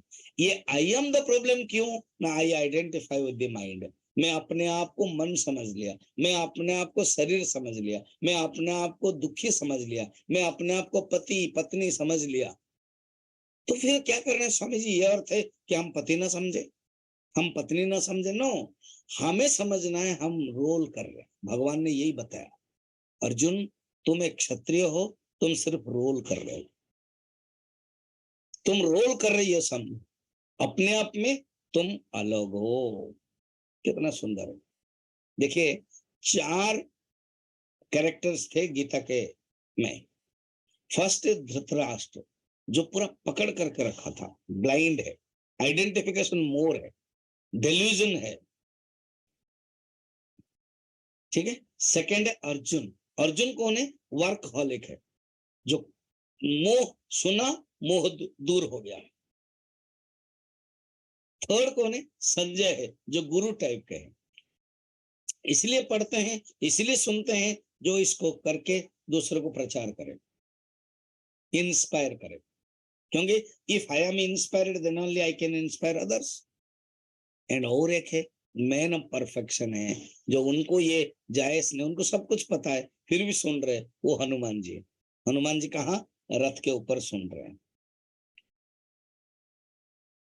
ये मन के जो मन ही मेन है, और मन का दो भाग होता है, एक होता है फेस वैल्यू और एक होता है रियल वैल्यू। नोबेल प्राइज विजेता एलेक्सिस कैरेला कहा जाता है, उन्होंने एक किताब लिखा, the man unknown, the man unknown, अर्थात मन मनुष्य है जो उसके बहुत अननोन चीज है। हमारे मन के अंदर बहुत अननोन चीज है, वासना है, कामना है, उसको जानना है। और ये शास्त्र हमें यही बताता है। कभी भी हमें ये समझना नहीं है कि मेरे अंदर बहुत प्रॉब्लम्स है ना, ये प्रॉब्लम्स का मूल है, सोर्स कौन है? मन है। मन अगर खराब है, प्रॉब्लम शुरू। मन अगर ठीक है, बिल्कुल प्रॉब्लम नहीं। मन एव मनुष्याणाम कारण बंध मोक्षयोः। और जितना ये, इसलिए बहुत अच्छा है आप लोग आरजेएस जो इतना सुंदर पॉजिटिव थिंकर्स रखते हो, पॉजिटिविटी आपके अंदर है, आप लोग इतना बड़े बड़े काम करते हो, क्योंकि उसमें अच्छे अच्छे काम करते से जो मन है ना, वो छोटा हो ही नहीं सकता, मन बुरा हो ही नहीं सकता। मन can not think about the small things. इसीलिए प्रॉब्लम को कहा जाता है when problems come, oh problem you are not the bigger than my god, my god is bigger than you, you are very small, you have come and you will go. छोटी सी कथा है, जो problem है ना, इसको हम समझते हैं तो बड़ा बन जाता है। एक बार भगवान कृष्ण और अर्जुन और सत्राजित, ये तीनों जंगल गए थे। कोई कहीं सत्राजित का नाम पर कृतवर्मा कहते हैं, जो भी हो, एक और एक चरित्र है, यही कहना था। तीनों गए थे। अब रात है, 4-4 घंटा उन्होंने टाइम टेबल बना दिया। जंगल में कोई बाघ आ जाएगा, तो पहले कृतवर्मा या सत्राजित वो कहा कि 4 घंटा शाम को 6 बजे से लेकर के रात 10 बजे तक मैं रहूंगा। क्या हुआ, एक छोटा सा बो राक्षस आता गया, छोटा सा बोना उंगली, उससे बातें करते करते वो बहुत बड़ा बन गया और पसीना हो गया, युद्ध नहीं कर पाए। 4 घंटा इसे बेकार गया इन लोगों का, मैंने कृतवर्मा का या सत्याजित का। दुखी हो गए हो, मगर सोना पड़ा, सो गए। अब आया अर्जुन, अर्जुन का सेकंड टर्न है, सेकंड शिफ्ट है उनका, रात 10 से रात 2, उन्होंने भी किया। अब बहुत क्लांत हो गए, बाद में सो गए। सचो चलो थर्ड टर्न है कृष्ण का। अब रात 2 से सवेरे 6 तक हो गया। अब जब सब उठे तब अर्जुन और सत्राजित कृष्ण को ऊपर देखा और कहा कि एक राक्षस आया था ना, हाँ, और ये हमारे तो 4 घंटा बेकार कर दिया उसने। तो क्या वो उसके साथ जितना झगड़ा करते हो, उसके साथ जितना युद्ध करते हो, उसके साथ जितना करते हो, वो बड़ा बड़ा हो गया, वो बड़ा बड़ा राक्षस बन जाता था वो, और हम हार गए। आपके ऊपर भी आया था क्या? आपके टर्न में भी आया था क्या? तो कृष्ण ने कहा हाँ, मेरे टर्न में भी आया था। तो आपको भी तकलीफ दिया ना? मुझे तो तकलीफ नहीं दिया। नहीं, ऐसे कैसे आपको तकलीफ नहीं दिया? वो तो बड़ा बन गया। बस वही है, कर भगवान ने क्या क्या अपना जो धोती पहने थे उससे निकाला और हाथ में रखा, उंगली जैसा था वो राक्षस, छोटा सा। बोला हाँ, तो स्टार्टिंग में तो यही था, बाद में बड़ा बन गया। तो भगवान ने क्या कहा, सुनिए, ये जो राक्षस है ना, ये है ईगो, है प्रतिस्पर्धा है। तुमने क्या किया, इसको मारने के लिए उसके साथ लड़ पड़े। जितना लड़ोगे वो बढ़ेगा। तुमने 4 घंटा क्या किया, लड़ाई किया, लड़ाई किया, लड़ाई किया, बढ़ा। मैंने क्या किया पता है, 1 मिनट में वो बोलता गया, मैं चुप होता रहा, तो वो बढ़ा ही नहीं है। जब मैं बिल्कुल बोला नहीं है, वो बोलते बोलते वो थक गया, क्योंकि है तो छोटा है, थक गया, मैंने आराम से इसको अपने पॉकेट में रख लिया। कहानी एंड्स। मगर इसका भाव बहुत सुंदर है।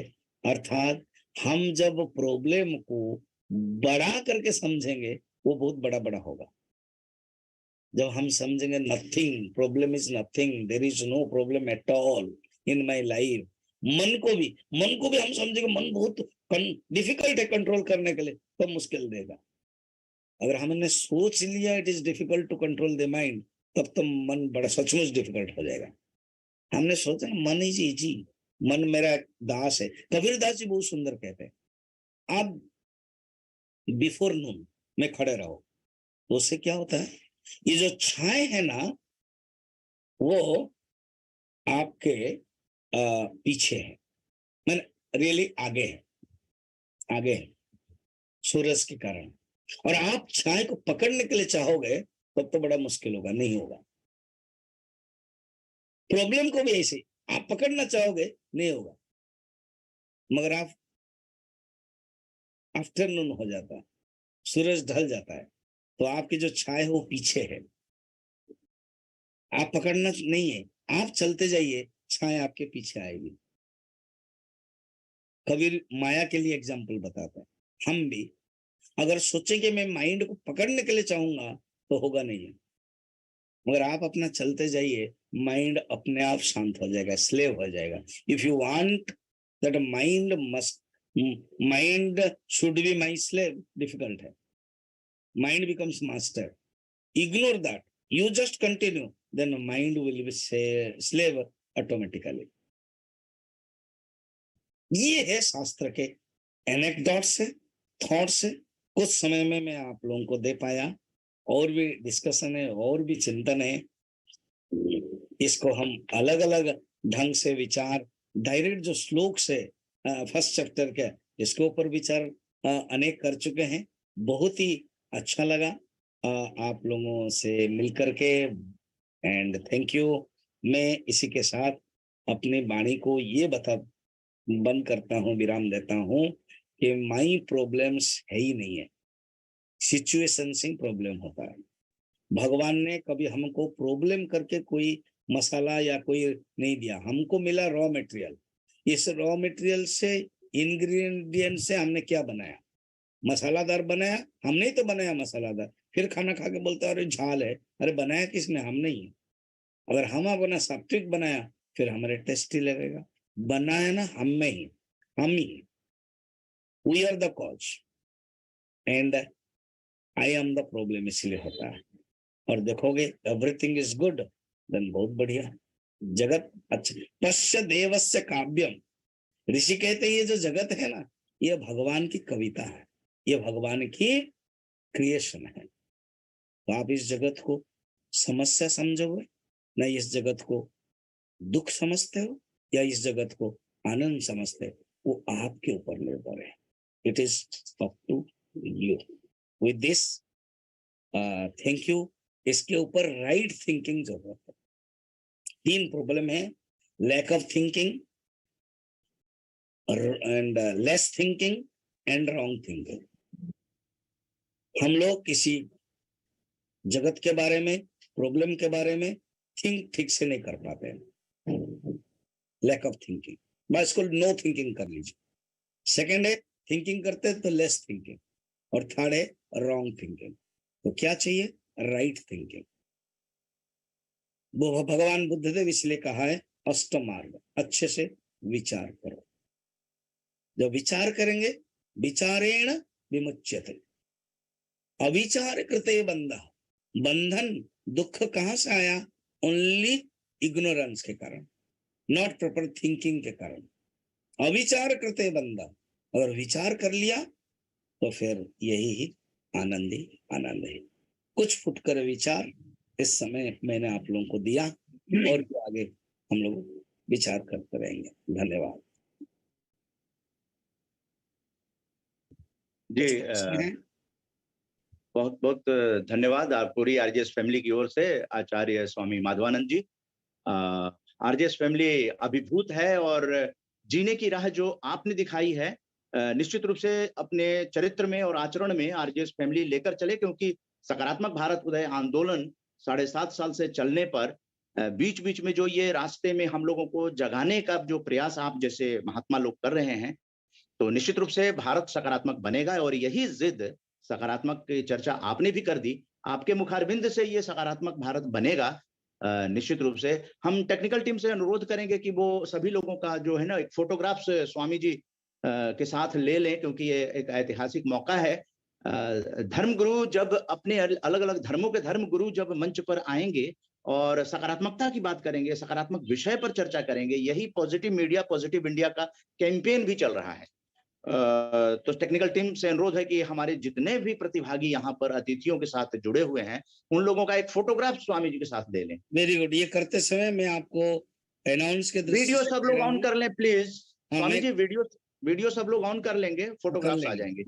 इन द मीन टाइम केवल ये बोलता हूँ कि मेरा कंटिन्यूअस जूम में टॉक होता रहता है पटियाला में अलग अलग, तो आप मेरा नंबर रख लीजिए एंड जूम। प्रफुल्ल भाई है ना, प्रफुल्ल भाई जी हैं, हम लोग टच में रहेंगे। मैं जूम में रखता हूँ, और जैसे प्रफुल्ल जी ने कहा है, मैं एक बहुत बड़ा प्रोग्राम कर रहा हूँ भूटान का अक्टूबर में, तो अगर कोई जाना चाहते हैं मेरे साथ, और आप लोग जो बड़े बड़े अच्छे अच्छे प्रोग्राम कर रहे हो, जी जी, जब कोई कॉन्फ्रेंस है आप बुलाइए, हम भी जरूर आएंगे फिजिकली। बिल्कुल बिल्कुल। 6 अगस्त का बड़ा प्रोग्राम तो 6 अगस्त को ही है, 150वां कार्यक्रम।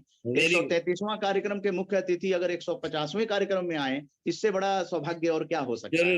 क्योंकि आपने आरजेएस फैमिली को देख भी लिया, आपने समझ भी लिया, है ना।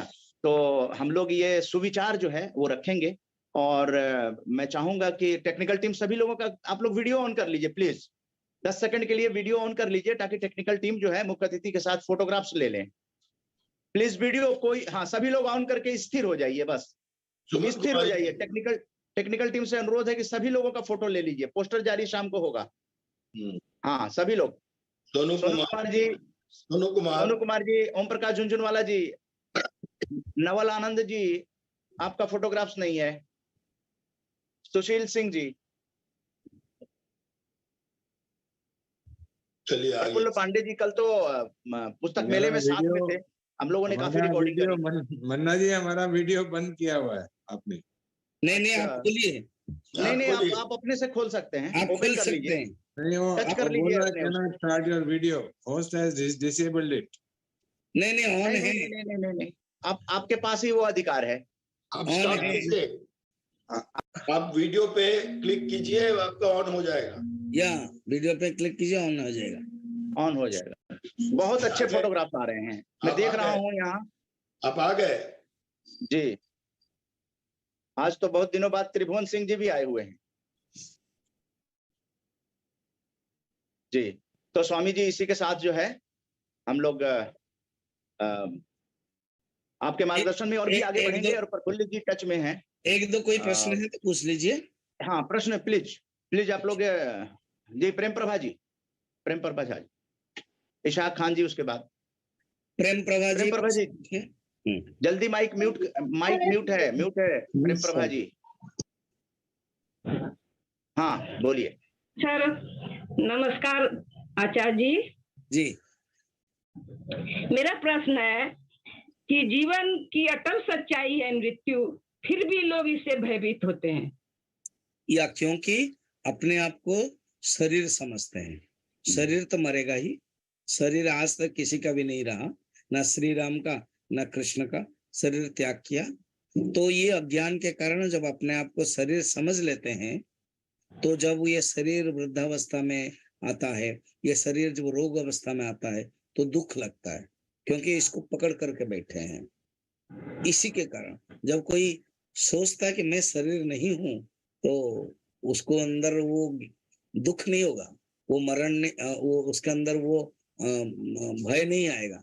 भय का और मृत्यु, जो दुख का भय और दुख, ये कारण क्या है? अज्ञान। मैं शरीर हूं, तो इसलिए ये बारंबार ज्ञान हमें होना है। मैं शरीर नहीं हूं, मैं आत्मा हूं। मैं शरीर नहीं हूं, मैं आत्मा हूं। ये सोचना। जब ये सोचेंगे तो नहीं होगा। ये बाएं हाथ का एक खेल हो जाएगा। ये एक रंगमंच है, इसमें हम रोल करने के लिए आए हैं, भूमिका अदा करना है।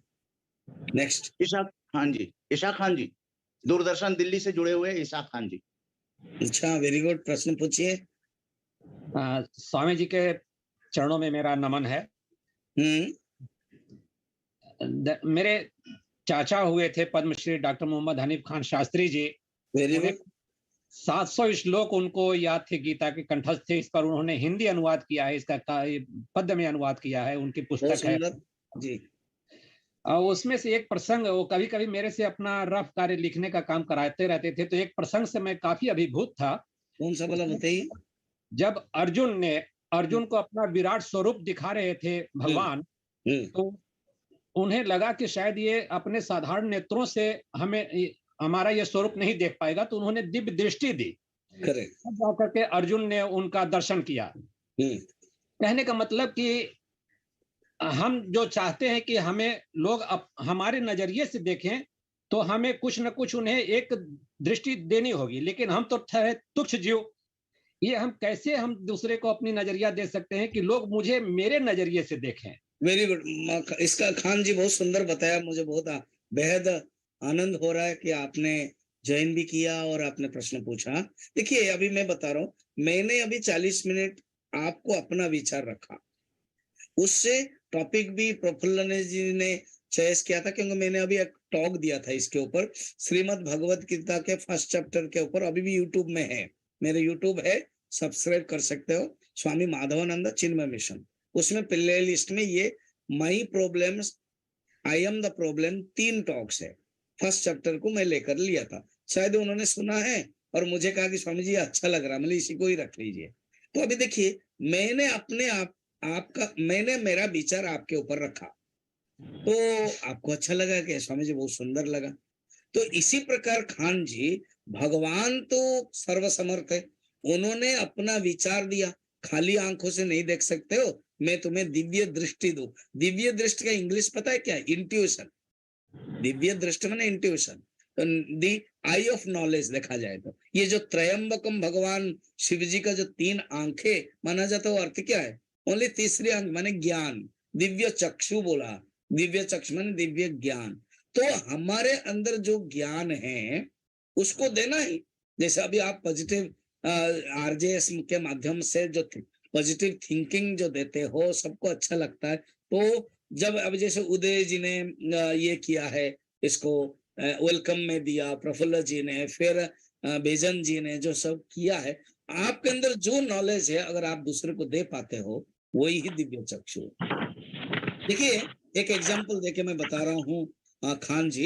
एक गाय 25 मीटर रस्सी में बंधी हुई है, खूंटी है और 25 मीटर रस्सी में बंधी हुई है। पता है वो गाय को स्वतंत्रता क्या है?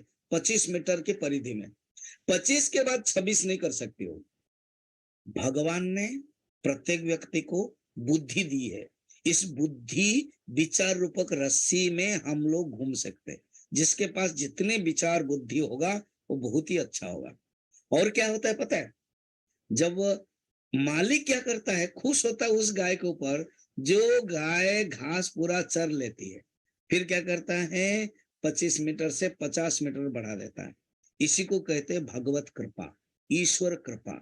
अर्थात जो जैसे आप देख रहे हो महापुरुष लोग हैं, मैं एग्जांपल अब्दुल कलाम जैसे हैं अभी के, इसलिए जैसे आपके ही चाचा जा अंकल जी ने बताया जो पद्मश्री मिला, क्योंकि इन लोगों ने कुछ कुछ किया है जीवन में, तो भगवान क्या करते हैं उनको बढ़ा लेते हैं। वही 24 घंटा सबके लिए है, मगर हम लोग थक जाते हैं, मगर वो लोग नहीं थकते हैं, वो लोग और भी ज्ञान देते रहते हैं। क्यों? उनकी बढ़ गई है रस्सी। तो हमें भी यही करते रहना है, जितना पॉजिटिव खुद बनना है, दूसरों को बनाना है। If I am inspired I should inspire others. आपने खुद ही कहा और रफ में आप लिख रहे थे, इसको अच्छे से पढ़िए, इसको अच्छे से जानिए, उसको अनुभव कीजिए और दूसरों को बोलते जाइए।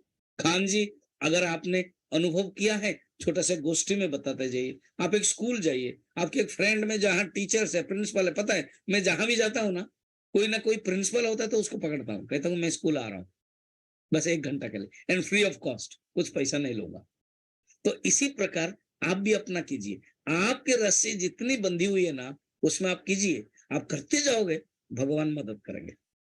ठीक है स्वामी जी, आपका बहुत बहुत आभार।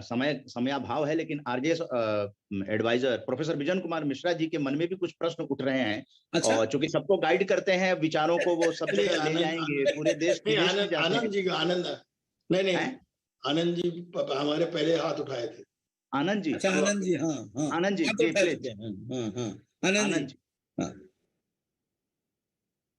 हाँ अनम्यूट कीजिए। आप अनम्यूट कीजिए, आप लोग तैयार रहिए, उसमें समय ना लगा गवाइए। हाँ आनंद जी, हाँ हाँ बिल्कुल, कर लिया उन्होंने, ओके कर लिया, ओके। आनंद जी कर लिए।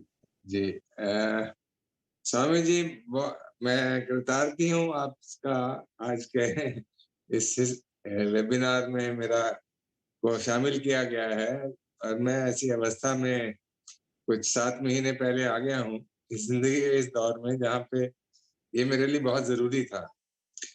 और मैं थोड़ा सा डिसेबल्ड हो गया हूँ, लेकिन और अब मेरे को इस चीज का एहसास बहुत जरूरी था, और आज के इस ज्ञान ने मेरे में एक स्पिरिट जगाई है, जिससे मैं इम्प्लीमेंट करके मेरा जो बाकी की मेरी लाइफ है उसमें इसको इम्प्लीमेंट करूंगा मैं। ये इसलिए मैं बहुत आभारी हूँ कि मेरे साथ कुछ हादसा हुआ जो जिससे कि मैं अब वो नहीं रहा। मेरे गुरु लोग बिजॉन जी, प्रफुल्ल सर जो हैं, ये हमारे अध्यापक रहे हैं, हमारे गाइड रहे हैं, और अब मेरे को आज का ज्ञान से मैं बहुत ही लाभान्वित हुआ हूँ। बहुत बहुत धन्यवाद। धन्यवाद जी, बहुत अच्छा है आनंद जी। जैसे आपने कहा है, कभी भी जो डिजेबल हो गया है, कभी भी आप दूसरे को दोष मत दीजिएगा। केवल मैं जस्ट, आपने तो कभी भी दोष भी नहीं दिया, बड़ा सुंदर लगा आपको। केवल मैं और भी जोड़ करके बता देता हूँ। जैसे आप कुछ खा रहे, मैं और थोड़ा चटनी और थोड़ा मिठास थोड़ा सा दे देता हूँ, बस इतना ही।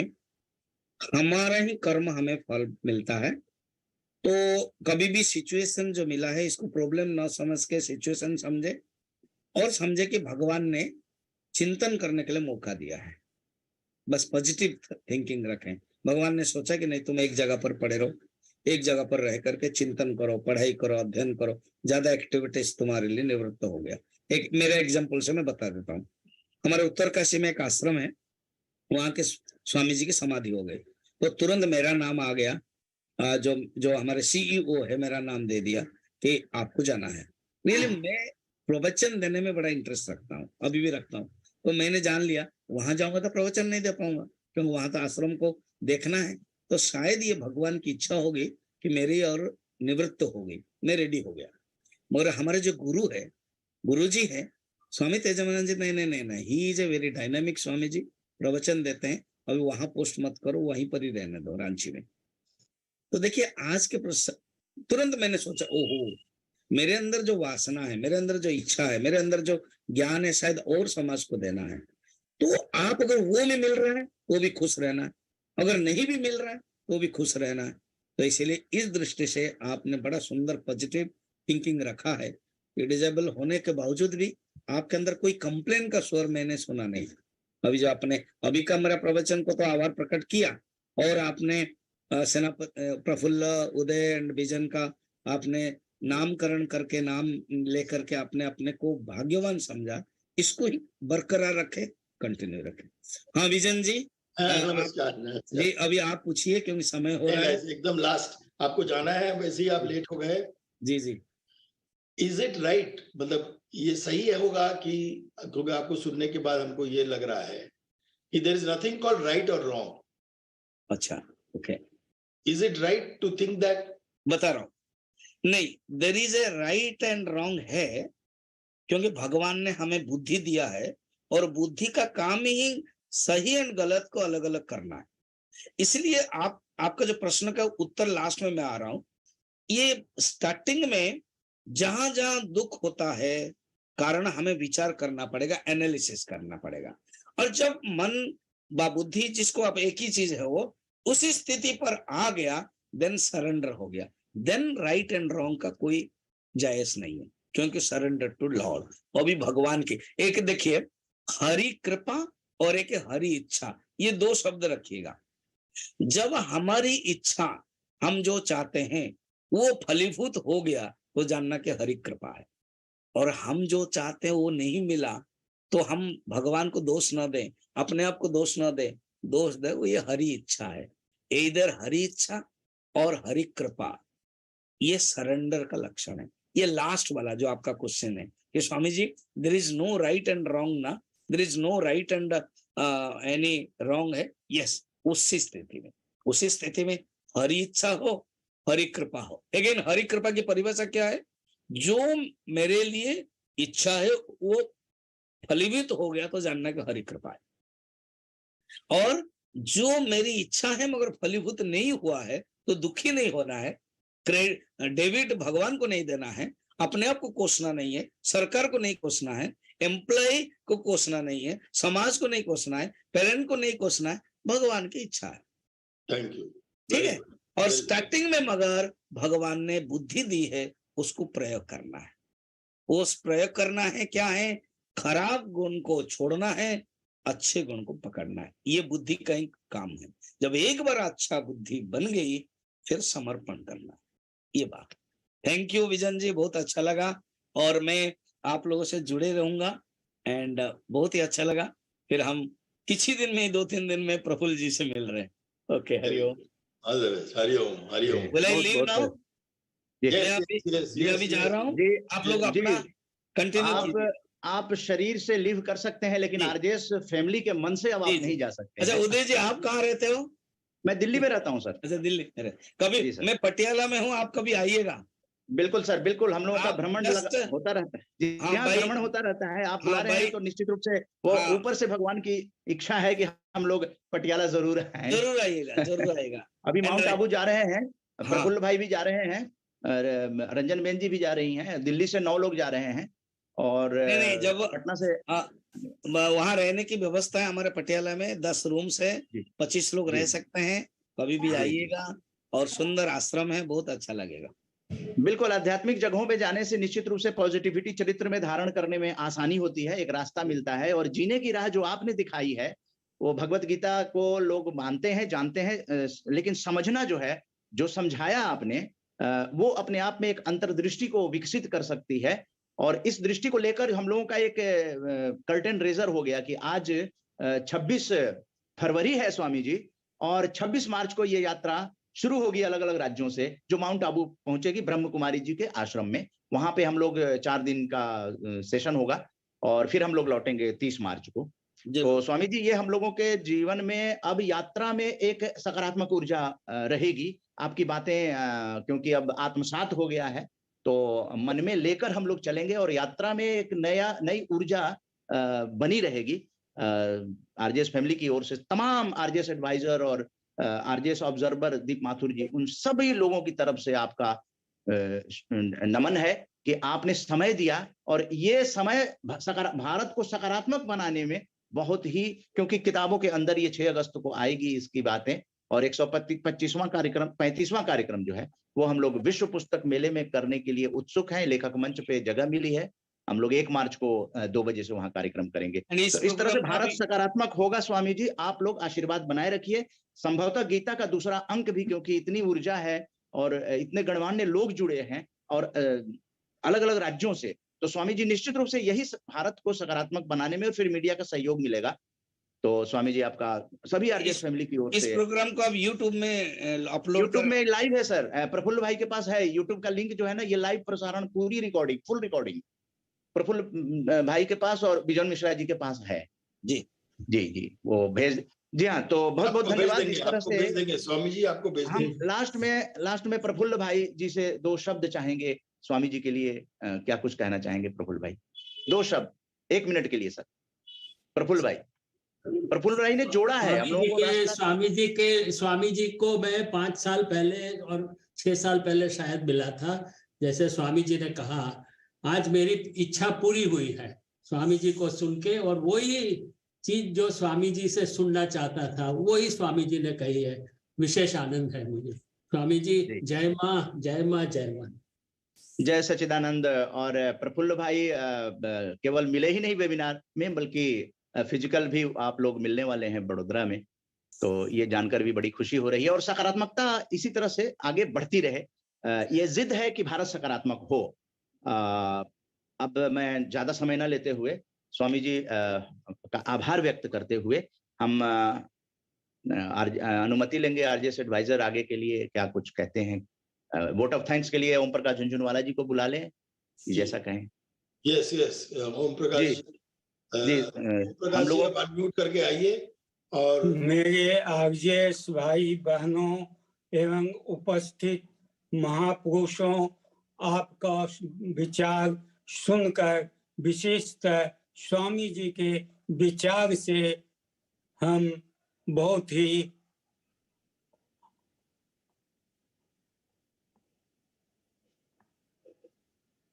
प्रभावित हुए हैं। हमारी जो आवश्यकता थी, हमारा एक सिद्धांत है, राष्ट्र को सकारात्मक बनाना, परिवार को सकारात्मक बनाना। हम अपने को एक दूसरे परिवार के अपने सगे संबंधी के रूप में एक दूसरे को सकारात्मक देखना चाहते हैं। यही आरजेएस का एक लक्ष्य है। इस लक्ष्य को पूर्ति करने के लिए हम 8 वर्ष से सक्रिय हैं और बार बार हम करते हैं, और लेकिन नकारात्मकता के आवरण में आकर नकारात्मकता के से हम बाधा महसूस करते हैं। लेकिन आज स्वामी जी के वचनों से हमने यह सीख लिया कि नकारात्मकता का अस्तित्व नहीं है, वो अस्तित्व हमारे मन की नकारा सोच का है। अतः हम अपनी सोच को बदल लेते हैं तो हमारी समस्या हल हो जाती है। अतः हम आज माधवानंद जी की इस महान प्रवचन के, इनके महान निर्देश को मानने के लिए हृदय से शुक्र गुजार हुए हैं और सदा मानेंगे। इस संदर्भ में मैं बता दूं कि हमारा सकारात्मक आंदोलन के लिए ज्ञान प्रथम चीज है, और वो ज्ञान गीता के माध्यम से हमें कैसे हम अपनी सोच को बदलें, ये भी स्वामी जी ने बहुत अच्छी तरह से साधारण भाषा में छोटी कथा के रूप में सुनाया और हमें आत्मसात हो गया।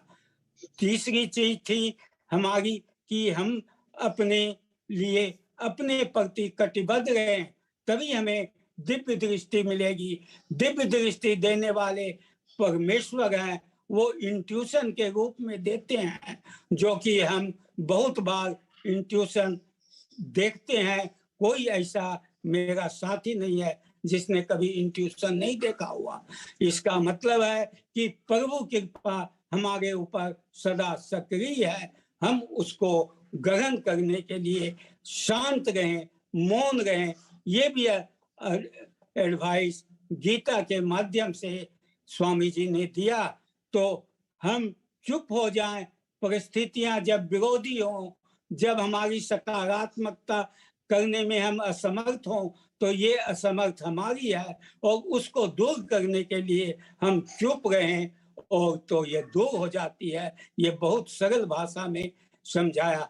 इस तरह से हमारी तीसरी स्तंभ को भी, सकारात्मकता को, उन्होंने यह सुनिश्चित करके दिया कि हम अपनी सकारात्मक सोच पर सुनिश्चित रहें, भले हम उसमें असमर्थ क्यों नहीं हो। हमें दुख हो, लेकिन हम दुख का कारण किसी को माने नहीं, न स्वयं को न अन्य को, बल्कि हम उस दुख को समाप्त करने के लिए मौन हो जाए। इस तरह से मौन रहकर राक्षस नहीं कहते हैं तो हमारा ये नकारात्मकता बढ़ जाता है राक्षस के रूप में और हम कुछ नहीं कर पाते हैं। लेकिन हम अब मौन रहते हैं तो राक्षस की राक्षसी किसी की शत्रुता हमें कुछ बिगाड़ नहीं सकती है। ये आज के गीता के माध्यम से, स्वामी जी के वचनों से हमने अच्छी तरह सीख लिया, आत्मसात भी हुआ है। और मैं उम्मीद करता हूँ कि हम सभी आपकी कृपा से, स्वामी जी की कृपा से, स्वामी जी की कृपा हम पर बनी रहेगी, उनका दिशा निर्देश हमको सतत मिलते रहेगा। हमने मन से ऊपर उठकर वो हमसे, हमारे मन से जुटे हुए हैं, लेकिन हमारी आत्मा से जुट कर गए हैं, हमारे शारीरिक मन के से अलग हुए हैं, हमारे मन और आत्मा से, अंतर आत्मा से अलग नहीं हुए हैं। ये मैं आश्वासन देता हूं स्वामी जी को, आप हम पर कृपा बनाए रखें। इस वचन के साथ मैं स्वामी जी को नमन करता हूं और आज के इस वेबिनार को 133वें आजादी के अमृत गाथा को साकार राष्ट्र के लिए ही नहीं, विश्व के लिए अनुकरणीय और प्रयोजनीय और कर्म करनी बनाने का जो साधन, जो शिक्षा हमें मिली है, उसका मैं बहुत ही कृतज्ञ हुआ हूँ। जुआ टोली कृतज्ञ हुई है और हमें जुआ बुजुर्ग भी मिले हैं, जो बुजुर्ग नहीं है आज जुआ है। इसी संदर्भ में मैं कह दूं कि रोग हमारा अपना नहीं है, उसके लिए दोष से न हम है, वो सिचुएशन है। अतः सिचुएशन बदलने की अगर हम इच्छा दृढ़ कर लेते हैं तो वो अवश्य दूर होता है।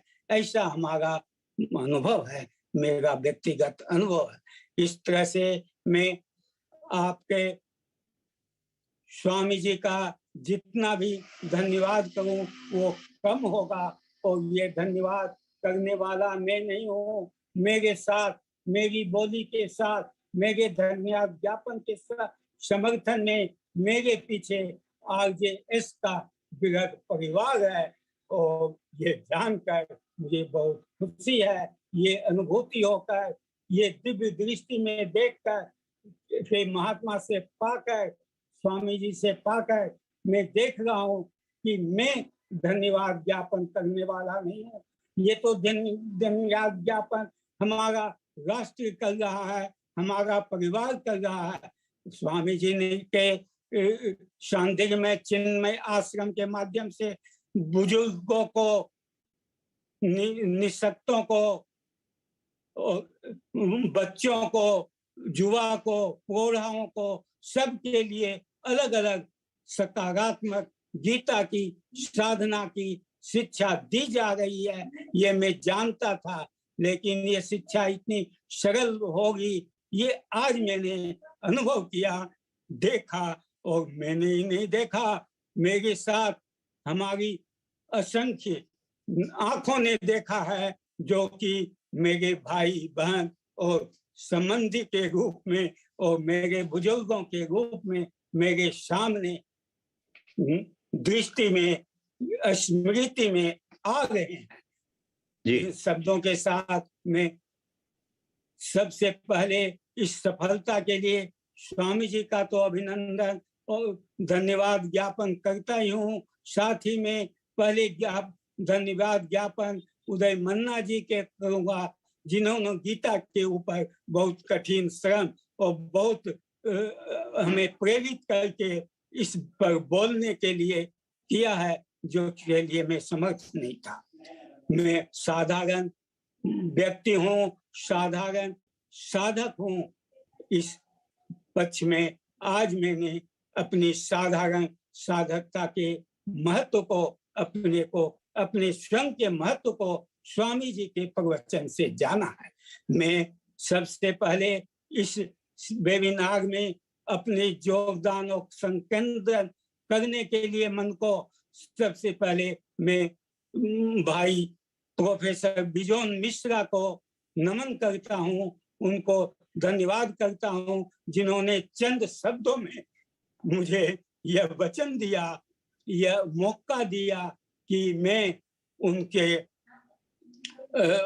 को आकर्षित किया, प्रेरित किया और हमारी अभिप्सा को इतना ऊंचा जगा दिया कि हम शांत होकर, हम सभी शांत होकर आज के वेबिनार में सभी प्रतिभागियों ने शांत होकर दिया है। वो भी प्रतिभागी जो डायरेक्ट नहीं मिले हैं, जो हमारे पीछे आगे पीछे हमारे एक आदमी के योगदान के साथ परिवार के लोग हैं, वो भी शांत रहे, वो भी डिस्टर्बिंग नहीं गए। ये आज की वेबिनार की विशेषता है। इसके लिए मैं बिजोन मिश्रा जी को नमन करता हूँ, मैं उनका धन्यवाद ज्ञापन करता हूँ और मैं धन्यवाद ज्ञापन करता हूँ मेरे बुजुर्ग युवा सकारात्मक योद्धा भाई प्रफुल्ल जी को, जिन्होंने अपने स्वामी जी से मिलाया ही नहीं है बल्कि उनका परिचय देकर उनके प्रति हमारी आस्था और उम्मीदों को इतना अधिक बढ़ा दिया कि हम अपने मन से टस मस नहीं हो सके उनके वचनों को सुनने में लगाया। इसलिए मैं प्रफुल्ल जी का बहुत बहुत कृतज्ञ हुआ हूँ। हम सभी परिवार कृतज्ञ हुए। हम उनको धन्यवाद क्या दूं, मैं उनका आशीर्वाद मांगता हूँ। जय हिंद, जय सच्चिदानंद। जय हिंद। बिल्कुल आपने भावनात्मक धन्यवाद ज्ञापन दिया है, ऐसा अक्सर हाँ कम होता है, लेकिन आपकी भावनाएं जो है जिंदा रहनी चाहिए और यही सकारात्मकता जो है भारत को सकारात्मक, जैसा कि प्रोफेसर बिजोन कुमार मिश्रा जी कहते हैं कि हम लोग रहें या न रहें लेकिन भारत सकारात्मक बने और अनवरत ये कार्यक्रम चलता रहे और चलता रहेगा, ऐसी हम लोग आशा करते हैं। 6 अगस्त 2023 भारत के इतिहास में दर्ज किया जाए, ऐसी कोशिशें सारे लोग करें। और जो भी वीडियोज, ये फुल रिकॉर्डिंग आपके हाथों में है, आप लोग जरूर देखें, कमेंट करें, लाइक करें, क्योंकि भारत को सकारात्मक बनाने के लिए लोकतंत्र में आप लोगों को संख्या बल भी बढ़ाने पड़ेंगे। और यही संख्या बल 1 मार्च को आपको 2 बजे विश्व पुस्तक मेला नई दिल्ली के प्रगति मैदान में सादर आमंत्रित किया जा रहा है। आप लोग निश्चित रूप से समय निकाल कर आइए, ज्यादा से ज्यादा संख्या में आइए, पुस्तकों की प्रदर्शनी भी देखिए। वहां सांस्कृतिक कार्यक्रम 4 बजे से हो रहे हैं, संस्कृति उत्सव हो रहा है एमपी थिएटर में दिल्ली के प्रगति मैदान में। तो पुस्तक मेला भी देखें, लेखक मंच में आप शामिल भी हों और भूले बिसरे स्वतंत्रता सेनानियों को नमन करें। आजादी की अमृत गाथा के पोस्टर लॉन्च के कार्यक्रम को सफल करें, वो आपकी किताब होगी, आपके हाथ में जाएगी। तो इसी के साथ मैं प्रोफेसर बिजन कुमार मिश्रा जी और प्रफुल्ल भाई को और रंजन बेन जी को धन्यवाद देते हैं। ओम प्रकाश झुंझुनवाला जी, आप 82 साल के युवा हैं। हम लोगों का ये मानना है कि आपके संरक्षण में इस तरह का जो अभियान है वो निश्चित रूप से गतिशील रहेगा, गतिमान रहेगा और भारत के इतिहास में ये दर्ज किया जाएगा।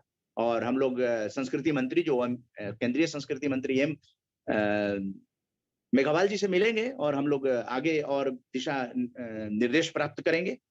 और भारत में सबसे लंबी भागीदारी करने में आप लोगों का नाम आ रहा है, आरजेएस का नाम आ रहा है। इसके लिए गर्व होना चाहिए कि हम लोगों ने देश के लिए एक कोई काम किया है। और कौशल्या देवी जी का भी धन्यवाद, वो लगातार ओम प्रकाश झुंझुनवाला जी को जो है वो समर्थन करती हैं, उनके विचारों को।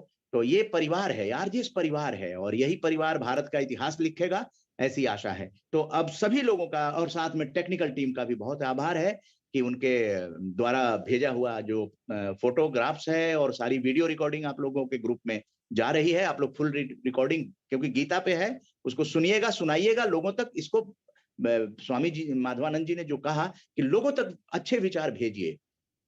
और अब श्रद्धांजलि सभा है और नेशनल साइंस डे पे पटना से ओम प्रकाश झुंझुनवाला जी ने कार्यक्रम पहले किया था। आज इस अवसर पर हो रहा है, राष्ट्रीय साइंस डे है, विज्ञान दिवस है। और 28 फरवरी को आप जानते हैं कि वो रमन इफेक्ट जिस पर पुरस्कार मिला था सीबी रमन जी को, वो दिन है।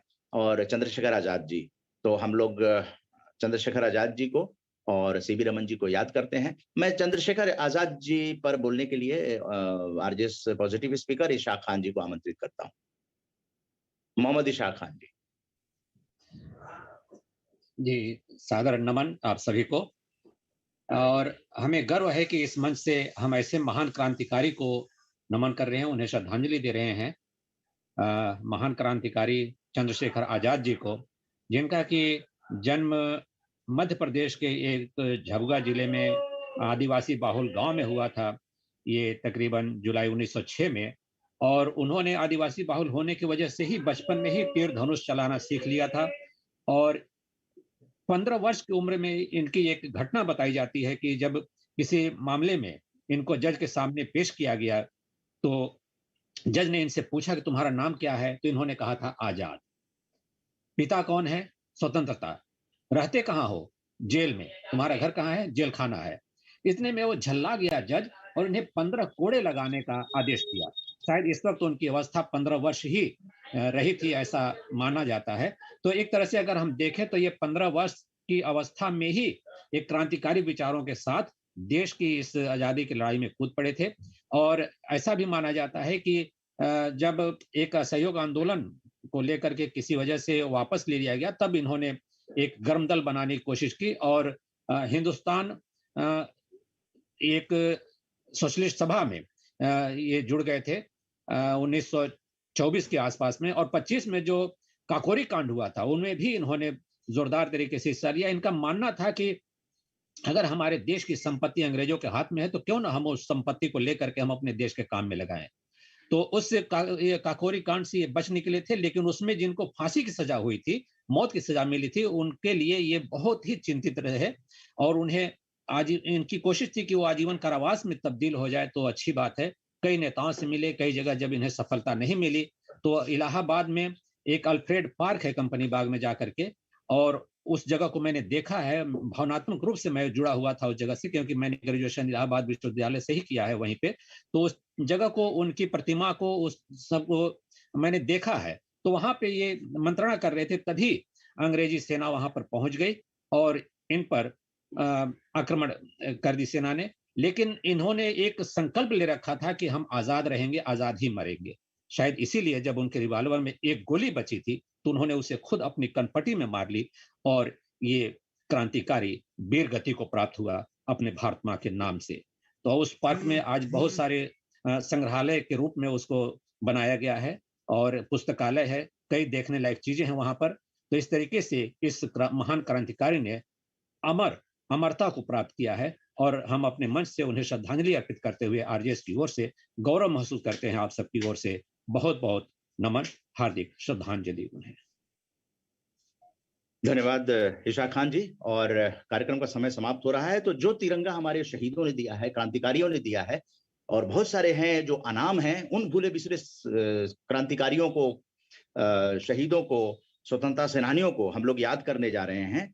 और बता दें कि लेखक मंच जो नई दिल्ली विश्व पुस्तक मेला प्रगति मैदान में चल रहा है 25 फरवरी से लेकर 5 मार्च तक, उसमें हम लोग भागीदार करेंगे और सभी आरजेएस फैमिली आमंत्रित हैं। भारी संख्या में आप लोग आइए, पुस्तक मेला देखिए और लेखक मंच पर अपने कार्यक्रम को सफल बनाइए।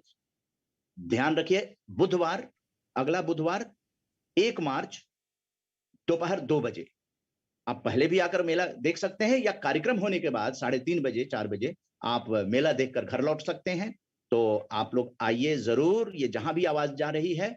और भारत सकारात्मक बनेगा, ये जिद है आरजेएस की। आप सभी तमाम प्रतिभागियों को, जो गणमान्य लोग हैं, अपने आप में एक संस्थान है, उन लोगों के साथ जो है इस कार्यक्रम को, जो आजादी की अमृत गाथा का 133वां कार्यक्रम है, आप लोग बने रहिए 150वें कार्यक्रम तक। भारत सकारात्मक बनेगा, जरूर बनेगा। आप सभी का आरजेएस राष्ट्रीय संयोजक उदय मन्ना की तरफ से हार्दिक आभार, टेक्निकल टीम का धन्यवाद। जय हिंद, जय भारत।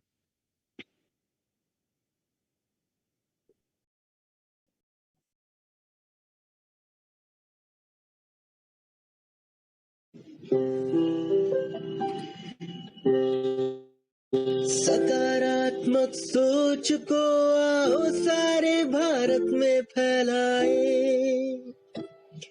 सकारात्मक ऊर्जा का आओ सब में संचार कराए।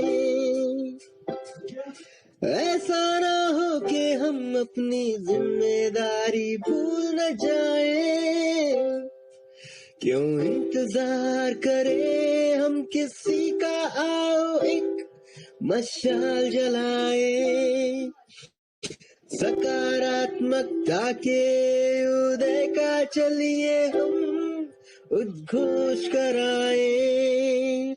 आरजेएस जय हिंद के नारों से अपना देश जगाए।